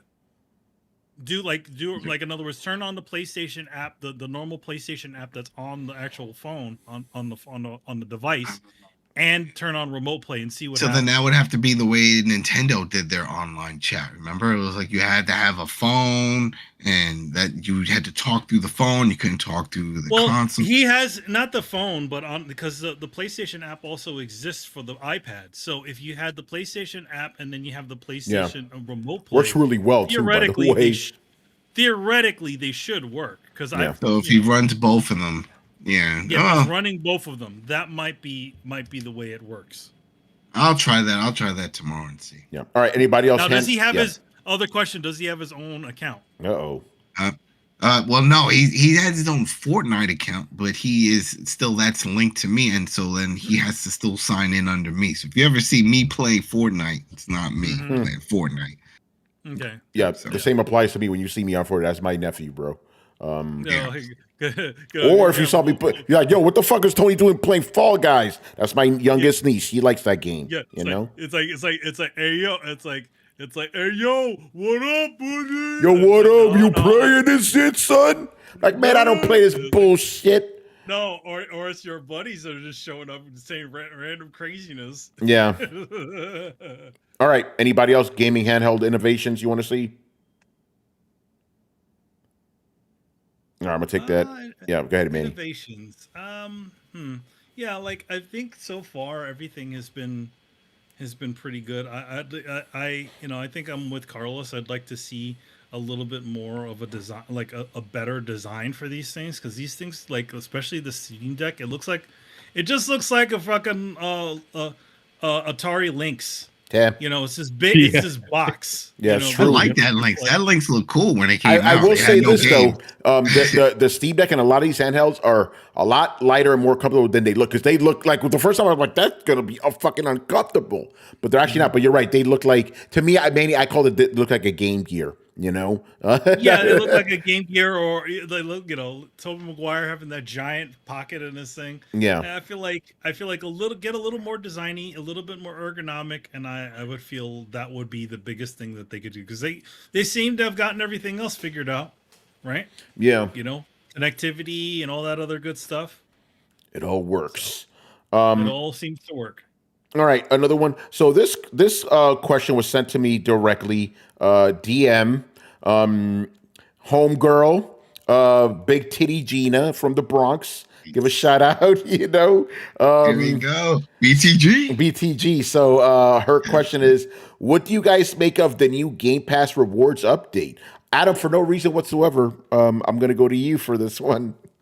Because I'm always talking about this, and then was it a few weeks ago or something? Carlos, then you sent a message like, "Oh, I heard he was dead," and you said, "Is this related?" Remember, you told me, he was like, "Oh, I heard they Carlos was giving a eulogy and all that." Yeah, right? He was like, "Yeah, they're not doing it anymore." Because remember, that was a big deal for me for a while. And every week I was at least averaging $5. Like I had it to a routine of go on the app, then click these links, and then just clicking a lot of shit. That's all you're doing. They have all these little mini, there's all these little stupid mini missions. It was like, open up 5 websites, just type in dog, cat, any random. There's a bunch of things you could do, but they keep changing it. So anyway, they made more changes to it. They took away weeklies, but they brought the weeklies back. So there's certain objectives, basically like launch Game Pass, play for 15 minutes, any game. Then if you do it consecutively, you get a bonus amount of points. But that came back, and a few other things. But the big deal is that now PC gamers at Game Pass, now they have the access to the rewards. So if you have Game Pass on PC, because you're like, I don't need an Xbox, well, there you go. Now you have this. You'll see the little reward app. You can sign in. You can do all this stuff, and this works toward getting points that you could redeem for monthlies. Wait a minute. It already had that already. Like for at least for a year, I was running, Game Pass, the highest tier of Game Pass. And anytime I logged into the PC version of it, it would give me points and stuff. It wasn't redeemable or something, because a lot of people saying that a lot of those things weren't working. It'd make the little noise. No, you have like that one. If you go into the Xbox app, because I always start the Xbox app as the launcher, right? And whenever you would start up the game with the launcher, as soon as you turned the launcher on, you went into to your reward section. You'd see the PC login thing, and then you would see whatever points and things you were getting on there. So I don't know. There's gotta be another unless it's something like you don't need to turn on the Xbox launcher in order for you to get points. Because the way they were advertising it is that this was something that if you just had, now you had an Xbox account before because you had your Xbox. I've had an Xbox account. Maybe there's something that this is for people that just had the Game Pass Ultimate and they weren't getting it. So now they can get it. Now it qualifies and they can get all the goodies. And if you want to just use these points, you can use this to get more Game Pass time. You can use it to get more points toward your system. It sounds fairly similar to what Sony has, where they have their little things that you do, your little quests, and you earn those stupid virtual items, and you get points. You could use. Well, it was always something like that. It was just that you could get all this money, and you could actually use it outside of it. So you can use it on Microsoft Store and use it to buy other things, maybe buy a new computer or whatever you want. But people were racking up, and I knew a few sites that would have just explaining how much you can earn this week. just based off of all the things you can click and all the different challenges, and they all vary in points. Some will give you like 50 points to like get to complete the first level in X game on Game Pass, and you get a bonus 50 points, plus you get 10 points for just playing it. And it's a lot of stuff to it, and they just keep adding more, which is great. And if you want to try to, if you have the time to earn more points to get money, then there's a way to do it, and it's great. Now, I don't know if it allows you to double dip, because that's what I was wondering with this. Like, let's say if I play this game on Xbox and then I log into the PC, yeah, it's gonna see me, but is it gonna see something different because I am now playing the PC version? Because they split them. I mean, does it split them? It tells you that if you go to play the game, it'll say this is an Xbox console version, and then if you go on PC, it'll say the PC version. That's what Kuel's saying in the chat. He says PC and consoles are separate now, and lets you get more points. Yeah. Oh, okay. So okay, that makes sense. Yeah. So now, so yeah, because when I previously, whenever I would play Hi-Fi Rush, if I had it on an Xbox, it would probably give me extra points for doing it on the Xbox. It didn't give me extra points for doing it on Xbox because it's seeing it all as one game, right? Yeah, it's seeing it as one game, but now it looks like it's going to see as two because it'll show the console version and the PC version, so you could double dip. That's great. That means you could boost faster and then just add this up. But man, every month I was getting a good amount. Yo, I saw some of the guys in the chat saying that they basically log into Edge every day, browse a little bit, and they make enough money to like pay for Game Pass every month. Yeah, because Edge gives you a crazy amount of points. Like just doing the app is just like what, 5 points, right? It's like just clicking around, doing searches, all this stuff. It just every day. But Edge, if you do it on Edge, or if you log into Xbox on your PC, the PC version of it, you actually get more points than you actually do from doing the app, and then from I think it's around the same amount as the console. There's a whole little list. There's a whole little list of things that you do, and if you do it if you log in multiple times, they have a multiplier, which now they've made the multiplier even more. Yeah, give him a shout out. People if you're interested, go on YouTube. There's a guy, Rewards Hunters. That's his whole channel, just dedicated to how to boost the system. That's it. He'll show every week when they update. He's like, all right, this is the fastest way to bang these out. This is what you have the fastest way to do it on the website. Get your points. Yeah. No, just real quick. Logic Wins Adam in the chat. He goes, I have Game Pass until August 2025, mostly off doing Edge searches. So there you go. Somebody give him the horn. Do the horn. Beep, beep, beep. Yeah, because that's how you do it. Yeah. He says he knows it's going to end one day, so I'm trying to enjoy it now while I can. But you know what? That was the thing. Everyone was like, yo, we're boosting this. They have to know. And I remember telling them, Rich? I was like, look, I'll show you how to do it, the whole thing. He was like, what? Adam. Sure? People didn't believe me. Last time you boosted, you know what happened? They shadow banned you. That was a whole other thing.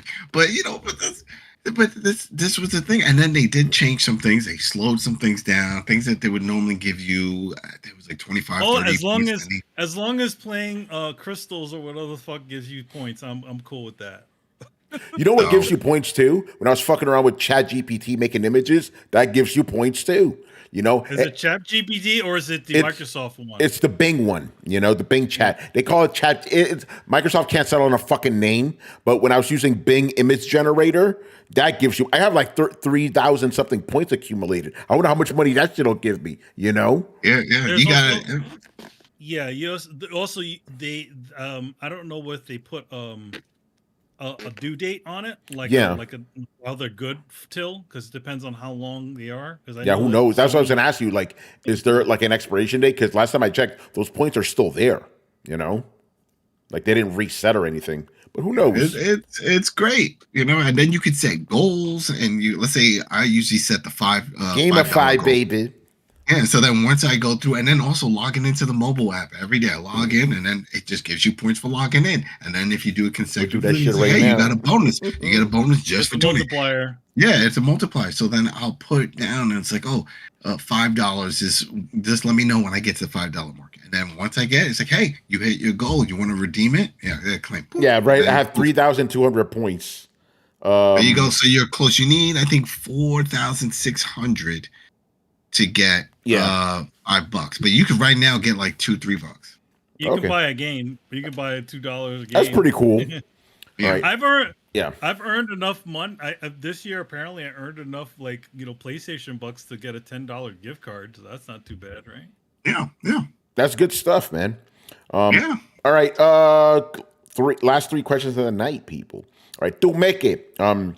With fighting games seeing a resurgence over the last few years, what is a game type or game genre you'd love to see make a comeback? Personally, I want to see good arcade races like Outrun 2 or Daytona make a comeback. Fuck yeah, man. Daytona, let's go away. Like, bring that shit back. And remember Outrun? I'm so mad that I never bought Outrun 2 because they delisted that shit real quick, you know?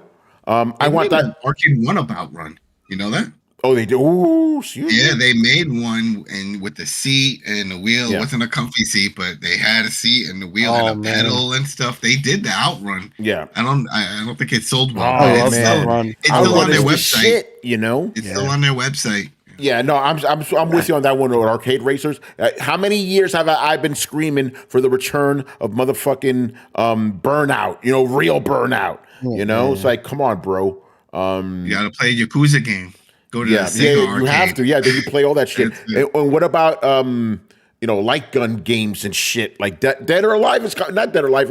House of the Dead is coming back. Dead too. You know, so they did the first one. They remade that one, and I got it, and I was excited. It's fun to play with but you need the guns. You need the guns. This one's coming. There is no guns. Yo, and Chris Virtua Cop, reload. Reload. Terminator, get the machine gun. Oh hell yeah, man. Remember the Aerosmith game? Oh yeah. How about we go old school POW? Remember that? It's like shooting. You play that game. You play that game so hard. Like after you were done, your hands are still vibrating. Like a gun. Your hands all sweaty. Then the next kid just picks up, looks at his hands, he gets ready. Like, see, I would have said beat 'em ups. The beat 'em ups are back. You know, we got those back. We got a lot of them. A lot of them. You know. All right, so many. Yeah. What about the rest of you guys? What other genres do you want to see come back? Turn-based RPGs. Dad, they're still got them. They Metaphor, you know. There's like one or two of them. Yeah, they're still around, you know. I'm kidding. What would be in a genre that would need to come back? Full motion videos. Oh my god! Bring back Mad Dog McCree, Tom Cat Alley. They still make some of that. Sewer Shark, you know. Sewer Shark. The Bunker. There was a Bunker and a few other ones that came out recently. Oh shit! My man Jeffrey Wilson. He goes, I would love to see EA big come back with arcade sports games. Yeah, man. NBA Street, NFL Street. Those are fun. A boxing game. There hasn't been a boxing game. Shit. Well, we just got Undisputed. Remember, we just got Undisputed, and it's okay. I want Punch Out to come back. Punch Out, yeah, man. I mean, there's like 10 like Punch Up likes that have just come out recently. You like the classic Punch Out? Yeah. Who else has classic adventure games? Yeah, because now it's basically just clicking to the next talking section. You're not even doing any adventurous shit, you know? Those because it's those what was those games? Those Walking Dead type, those the Telltale games. Yeah, ruined. They did ruin them. You know, they tried. Them. We had the Expanse. What's up, Brett? What genre is Night Trap? FMV. Full motion video. FMV. Yeah. Whatever those creepy pillow fight FMVs. Yeah, you know, fucking Sword Shark. You know, bring that shit or, back. What was it? Double Switch with Corey. Double Switch. Bringing it back. And Arlie Ermy is in it. Man, wasn't that Dracula game in FMV on 3DO? Yeah, Dracula Unleashed was a one of those games, but it was a that was weird. But it was a point and click adventure. Oh, okay. What about Sherlock Holmes? What genre was that? That was FMV. Sherlock Holmes on Sega CD. Sega CD. Yeah, 3D. Dragon Slayer counted. What did Dragon Slayer count? I would count that as FMV too, even though it's drawn. I would count that. Because Sherlock Holmes would just stop you to Dragon Slayer, Manny. What would you? I would consider that FMV because even though it's drawn, that's FMV. That's an FMV game. Yeah, that's FMV. Yeah. Manny, you remember that? Remember playing that Sherlock Holmes one? Space Ace, Ace, we went to the insane asylum and we didn't have the sap to hit the guy over the head. We didn't know, and we went in there, and then the crazy guy came and attacked us. That was Dracula Unleashed, right? So you needed to have you had the what was it, you had to have the blackjack in order. The blackjack, we didn't have it, and we just went in, and then he gets attacked, and they show the video of him getting out. And he gets killed. Yeah. Yeah. Or you couldn't go out at night if you had to make sure if you went out at night you had like a cross or something with you, or you'd get attacked by a wolf. You get attacked by. Oh man, we had so much fun with that game. Bring that back. Oh, we brought back memories. Yeah. Yeah. Dracula Unleashed is actually on Steam right now. They have a more modern. Here we go. You can play it on there. You can play the old school, and the full motion video looks way better on it. Yeah, turn-based strategy games. They still make full. Wait, that was Dracula Unleashed. That's what it was called. It's Dracula Unleashed. Yeah, I thought it was Dracula Sega. It was because remember Sega was putting Sega CD on all of it. No, I'm thinking of Bram Stoker's. Remember Bram Stoker's Dracula with Keanu Reeves, and it was like when it was rotating around. Side-scroller. Yeah, that was the side scroller. No, Dracula Unleashed is like a kind of like a weird unofficial sequel to Dracula. Yeah. Play that again. Yeah. All right. Any other genres? Oh, the action adventure game that were like God of War and all of those. We don't. Oh yeah, Devil May Cry and shit like that. Yeah, Devil May Cry. One of those in a while. Ninja Gaiden, Bayonetta. Evil West. Evil West. The closest we got is like Stellar Blade. That's the closest one. And even that, a little bit more of an action adventure game. Speaking of Arcade Tony. comeback. Yo. Oh, go ahead, Brett. What about Creature Fighters? Creature Fighters. Well, like Clay Fighter or Primal Rage. That's like that. That's a fighting game. Yeah, it's still a fighting game. Yeah. Yeah, I mean, we just don't see that shit anymore. Yeah, well, you want that in the fighting game, You just want more variety of fighting games. Yeah, Brett, there is this upcoming game called Knockoff, which is literally action figures fighting each other in a fighting game. It's called Knockoff? Yeah, Knockoff, yeah. Are they using like knockoff, like knockoff? Yeah, like there's a guy that looks like He-Man. His name is Cronan, and he even has it's great. It's great. It gets 5 stars just for that. Yeah, there's like a sewer shark looking guy, Ninja Turtles. Adam, look it up. Knockoff. It's a fighting game. Yeah, that's fun. Like they have a Mazinger kind of character, an Optimus Prime guy. Yeah. You like the Cronan guy even has like an Orko type of guy, like an assist. It's crazy. All right, man. Let's move on. Oh, what's up? Go ahead. Well, one more, like the shoot 'em ups, but not like the old like top down like 1943 or whatever. Yeah. But I miss Afterburner. Man. Yeah, because I need a fighting flying game, but I don't want Ace Combat because it's too real, right? I have to remember how to land and like switch it on the cock. It's too complicated, right? I just want to get in the plane and take off and like shoot shit, Like I don't want to think about the other stuff. Yeah, and shit like Space Harrier, Yeah. I miss those. Yeah, man, you got to play Yakuza to play those games now. Yeah, right? All right, last questions. Now, so this guy usually sponsors questions, but he's got original questions tonight. Who is this? Mr. Romudeath has some questions. So, Mr. Romulan, eh? Yeah, he goes, Happy New Year, guys. Glad to have Throwdown back. We are glad to be back, handsome sir. All right, first up, question for Tony. Me. I'm very privileged here. What did you think of the Virtua Fighter concept demo shown during the NVIDIA CES keynote? Will the final game be anywhere close to that? Obviously you guys gave your thoughts. I want to jump on it, but I got a story to tell before that, right? So that night I planned to go to PepCom. PepCom is basically like a big gathering of like tech, like industry people and stuff. You kind of just network and shit. But I was like, I got to do work tonight. And that same night, was the NVIDIA keynote, which was also happening in the same hotel I was staying in, the Mandalay Bay. But I'm like, I got too much shit to write. Let me go back to my hotel, get some writing in. My manager, Jason England, shout out to him. He was covering the show. Like we were doing a live blog of it, but he needed somebody to take pictures for him there. My boss, he was at the NVIDIA keynote. He was uploading pictures, but he was kind of having a little bit of a hard time. I'm like, okay, I'm already in my hotel room. I'll take the pictures for you. You know, so I took pictures. So basically, I take the pictures, so he already has it in the system, so he can just use them. He doesn't have to worry about that shit. So Jensen comes out talking about, you know, NVIDIA's innovations, and I hear that fucking Virtua Fighter, like, I'm like, wait. Whoa. And here's the funny thing. Before that, I was even thinking, like, yo, wouldn't it be crazy if Jensen talks about Virtua Fighter? Because he was already at the VF Direct that we streamed. By the way, that episode, that stream did very well for us, which is, I'm very happy about that. Because I was like, this is just a vanity thing. I don't give a fuck if only 2 people watch it. It got us as many hits or more than our usual episodes, which is nuts. So I was like, maybe they're going to show us a little Virtua Fighter. Yes, they did. I'm in my hotel screaming, bro. You know? So yeah, that thing was good. But here's the thing. I didn't know. I was so excited. I didn't read the fine print on the bottom, you know, that this shit was not real. You know, I'm like, what the fuck is going on right now? And then after the fact that Tony, slow it down, bro. They're not like, that's not. Yeah, that's not the way. You almost had yourself a Gears of War. I almost had myself a Killzone moment, you know, or Watch Dogs. That was like, Tony, there's no real interaction there, right? So basically, you know, as you learn after the fact, they didn't say it during the show. That was the first thing they put together as a proof of concept. This is what we want Virtua Fighter to look like.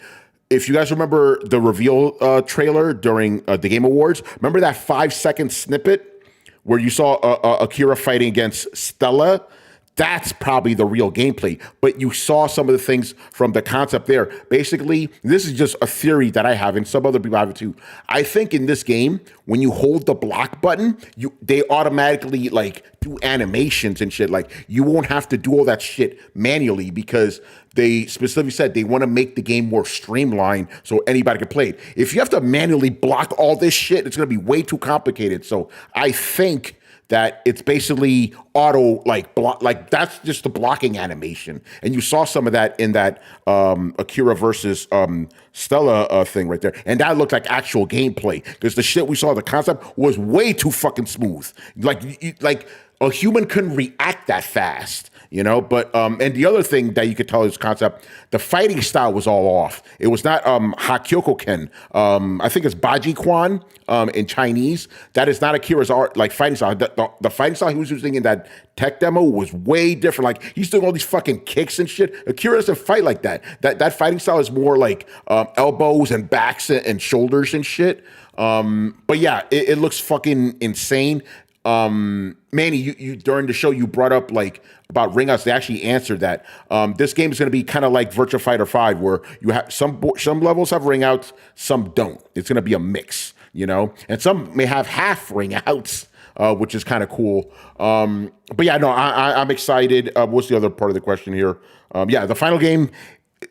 It's not gonna look like that.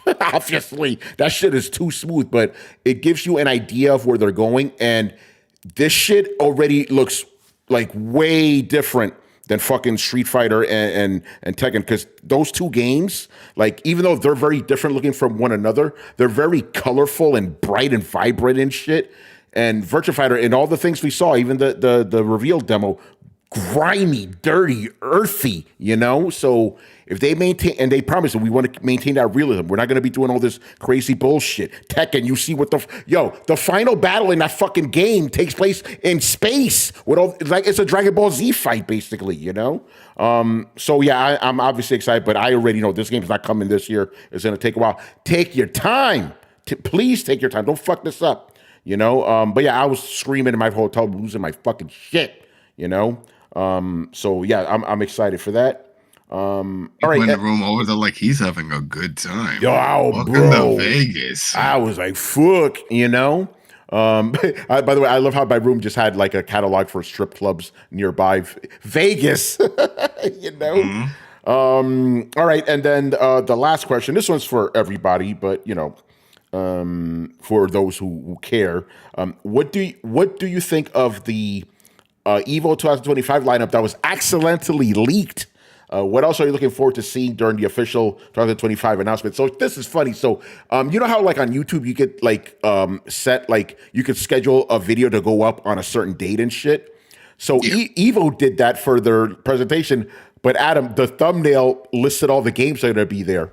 Like they fucking just outed themselves. I didn't see that. So is there anything? I mean, is Smash Brothers? Because they removed Smash Bros. Yeah, no Smash Bros. I'll tell you what happened. But so they took the video down and then they put it back up. And I believe the thing is, I forgot what fucking day it is, but it's happening this week. 8 games, because there's always 8 main games, right? The returning ones, there's 6 returning games. Street Fighter 6, Tekken 8, Guilty Gear Strive, obviously, those are the biggest fighting games out there. Grand Blue Fantasy, Under Night, they're back. Mortal Kombat 1 is back. Now, the 2 games that are new, and this one's interesting, because last year we had Fatal Fury, not Fatal Fury, King of Fighters. Fatal Fury's replacing it. Fatal Fury's not coming out till April, bro. You know? So I'm like, oh shit, like, are dudes gonna have enough time to practice before August? By the way, he knows how to. He's always doing the same move. So if you know his combos, yeah. Also, they also outed that too, Adam. Evo will be happening August 1 through 3rd. You know, August 1st through 3rd. And here's a returning one. Marvel vs. Capcom 2 is back. I was talking to Adam about this. Like, you think Justin Wong might return? You know, to reconquer his throne? Marvel vs. Capcom 2. He would have to. I mean, he was already terrorizing people online. Yeah. You know? Oh man! So it'd be great if Evo even promotes it and does something. You know, like, oh, he's coming and get that hype. Yeah, because he was at Evo. I mean, he's always at Evo, but like he's been more of an announcer lately. He's not really like competing too much. But it would be good just to see one last Chinatown Fair bring that back. You know. But yeah, I'm pretty excited. But I'm just disappointed. I wish Virtua Fighter 5 Revo was on there, and you can't be like, oh, that game's an old game. Marvel's Capcom 2 is older than Virtua Fighter 5, you know? But other than that, pretty stoked about that. Should be fun. I believe that stream is, I know it's early this week. We'll talk about it on the main show. And they're also going to have Mai revealed. Mai Shiranui from King of Fighters. He's going to be in Street Fighter 6. So, yo, man, you revealing something? Am I revealing? Actually, I am, Manny. That's fun. I was saying Mai. Yeah, Mai. Yeah. Sony owns Evo. Yes, they do. But Manny, you did give me a good segue. I know this is a question show, but I'm gonna indulge myself right now. You guys missed me on the Thursday show, so you get a little bit more of me right now. Okay, so right before I went to CES, again, I've been watching a bunch of fighting game stuff, and I was watching like a video about like controllers and shit. And again, this is a complaint I've been having forever. I'm like, why the fuck don't we have as many fight pads as like arcade sticks? Very annoying, And I was looking at some arcade stuff. Like, oh, that looks nice. And it's like, yo, Tony, why don't you fucking buy an arcade stick, bro? Just cause, The idea kind of went away because I was at CES. Then I came back and watching some more videos. I'm like,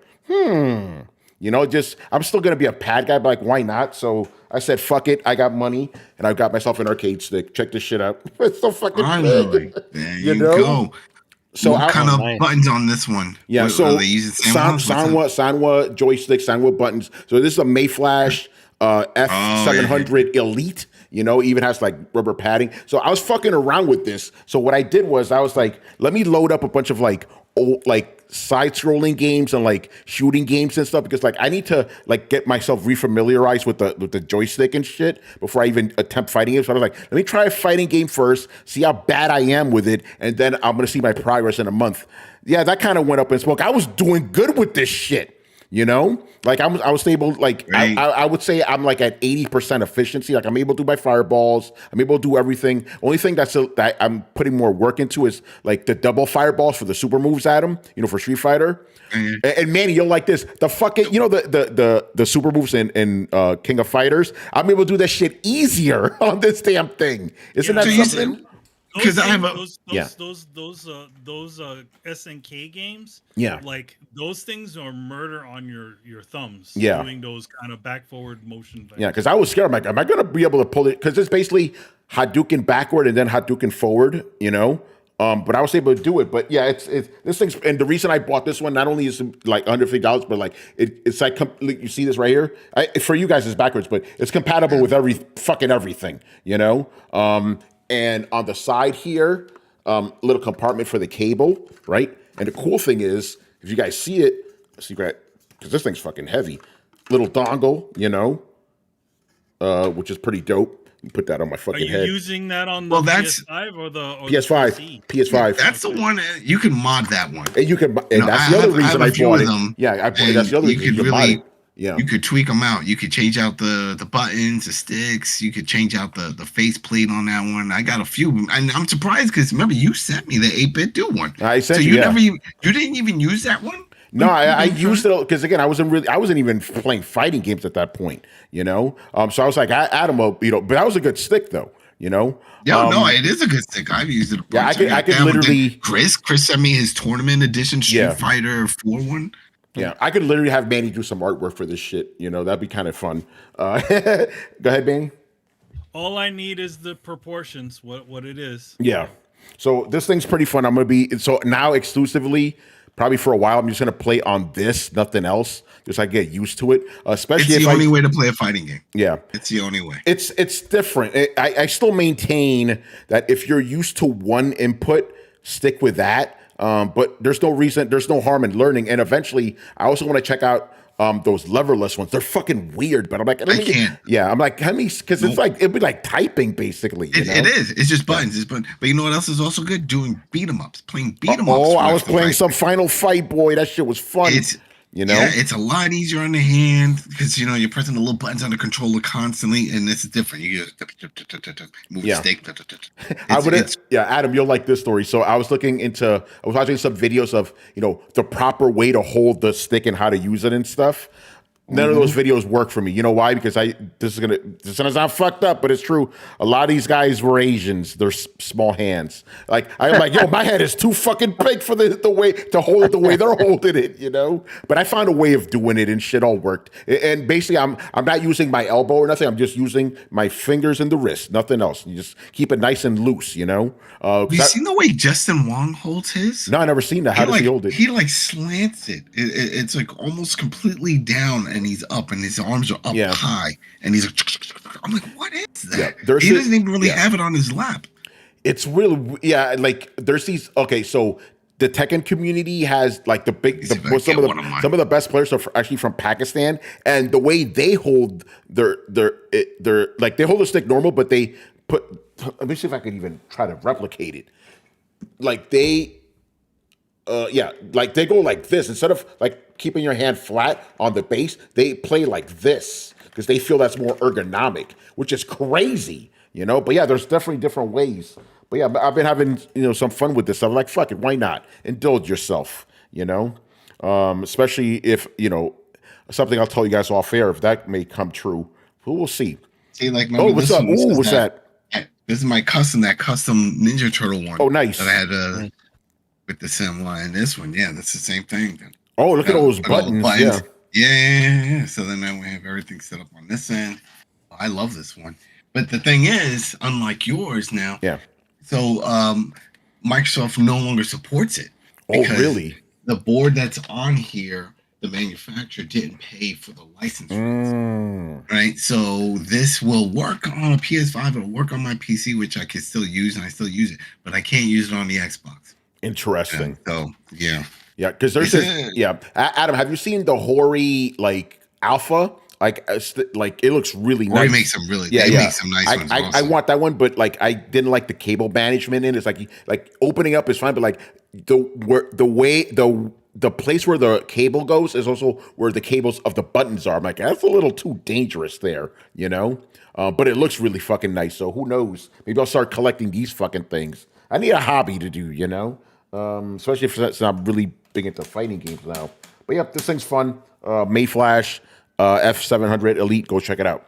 All right, we are done here. Oh, by the way, just to repeat, for you guys who ask me CES questions, I will answer them on the Thursday show because I'm going to tell you stories. Torrance is involved, people, which is always good. But yeah, we're back fully. Now both shows of the year are in the books. Fully back. We will be running without any breaks until after the Game Awards this year. You know how Throwdown does, man. No stop, can't stop. You know. Do we have anything to plug, Rich? What's going on with the coalition, man? Well, yes, we're off to a very good start, I would say, so far this year. Plenty of A lot of articles and editorials for you guys to check out. Oh yeah. So feel free to check out the website. A lot of different stuff that I've been writing over the last 2 weeks. We have a excellent interview that Mr. Adam Vale did with A Punk with Toys, talking about toy collection and other things. I would definitely encourage you to check that out as well. And yeah, there's a lot of other things in the works. Some stuff that can't really be discussed quite yet. Obviously, the reviews are going to start to come out in the next couple of months. A lot of games coming out, so definitely stay tuned to the website. And one other final thing to plug: next month will be the return of the Invincible podcast. Oh shit! So, a certain somebody may be hosting that, so stay tuned. I can't. And Rich, you heard Robert Kirkman said 8 more seasons. That's what he wants. You know. And 8 more seasons. They have Adam, you've read Invincible. Right. They have enough material. No, I know. For that. No. I know that, but I guess the numbers. I mean, we don't know the viewerships. I'm sure they're pretty strong on Amazon. Oh yeah. I mean, but it was also like, if you think about 8 more seasons, that's only like, what is it, 10 episodes each now? Yeah, or 8, I think it is. Yeah. Yeah, 8 but episodes. It takes time. It's not that super long. Yeah, they're probably already working on the. It's not like 26 episodes or anything, you know, like they used to. Days, not like the old days, exactly. Shoot, G.I. Joe, what, 56 for the first season? Season 1, 65 episodes, you know. Because you got to hit that syndication number. Yeah, it was all about the syndication numbers. Not about that anymore. Anyway, man, we are done here, so make sure you follow Throwdown on Twitch and Twitter. Subscribe to us on YouTube and join the Discord where the conversations and the rumors are always popping. And of course, you can find us on your favorite podcast app. Links to everything down below. Once again, I was your host, Tony Polanco, and tonight I was joined by Emilio Lopez. See you next time, and also keep an eye out for a Captain America cover by Kari Randolph and myself featuring Anthony Mackie. Interesting. It's out. It'll be better than that movie, you know. Chris Seeley. Hey, take care, everyone. Carlos Romero. Peace out. Adam Vale. Join Tony and I and go get yourself a fight stick. You already know, so let's fucking go. I'm telling you, I'm always preaching to this when people are like, oh yeah, fighting games, beat 'em up games. It's the only way to go. Yeah, right. Brett Murdoch. Deuces, people. Richard Bailey Jr. Have a good week, everybody. And of course, Brian Manjoma. I love those Nintendo lawyers. They're just so sneaky. They're the best, man. Koopa Troopers. Don't fuck with them, man. All right, guys, we'll be back on Thursday. You already know. Later.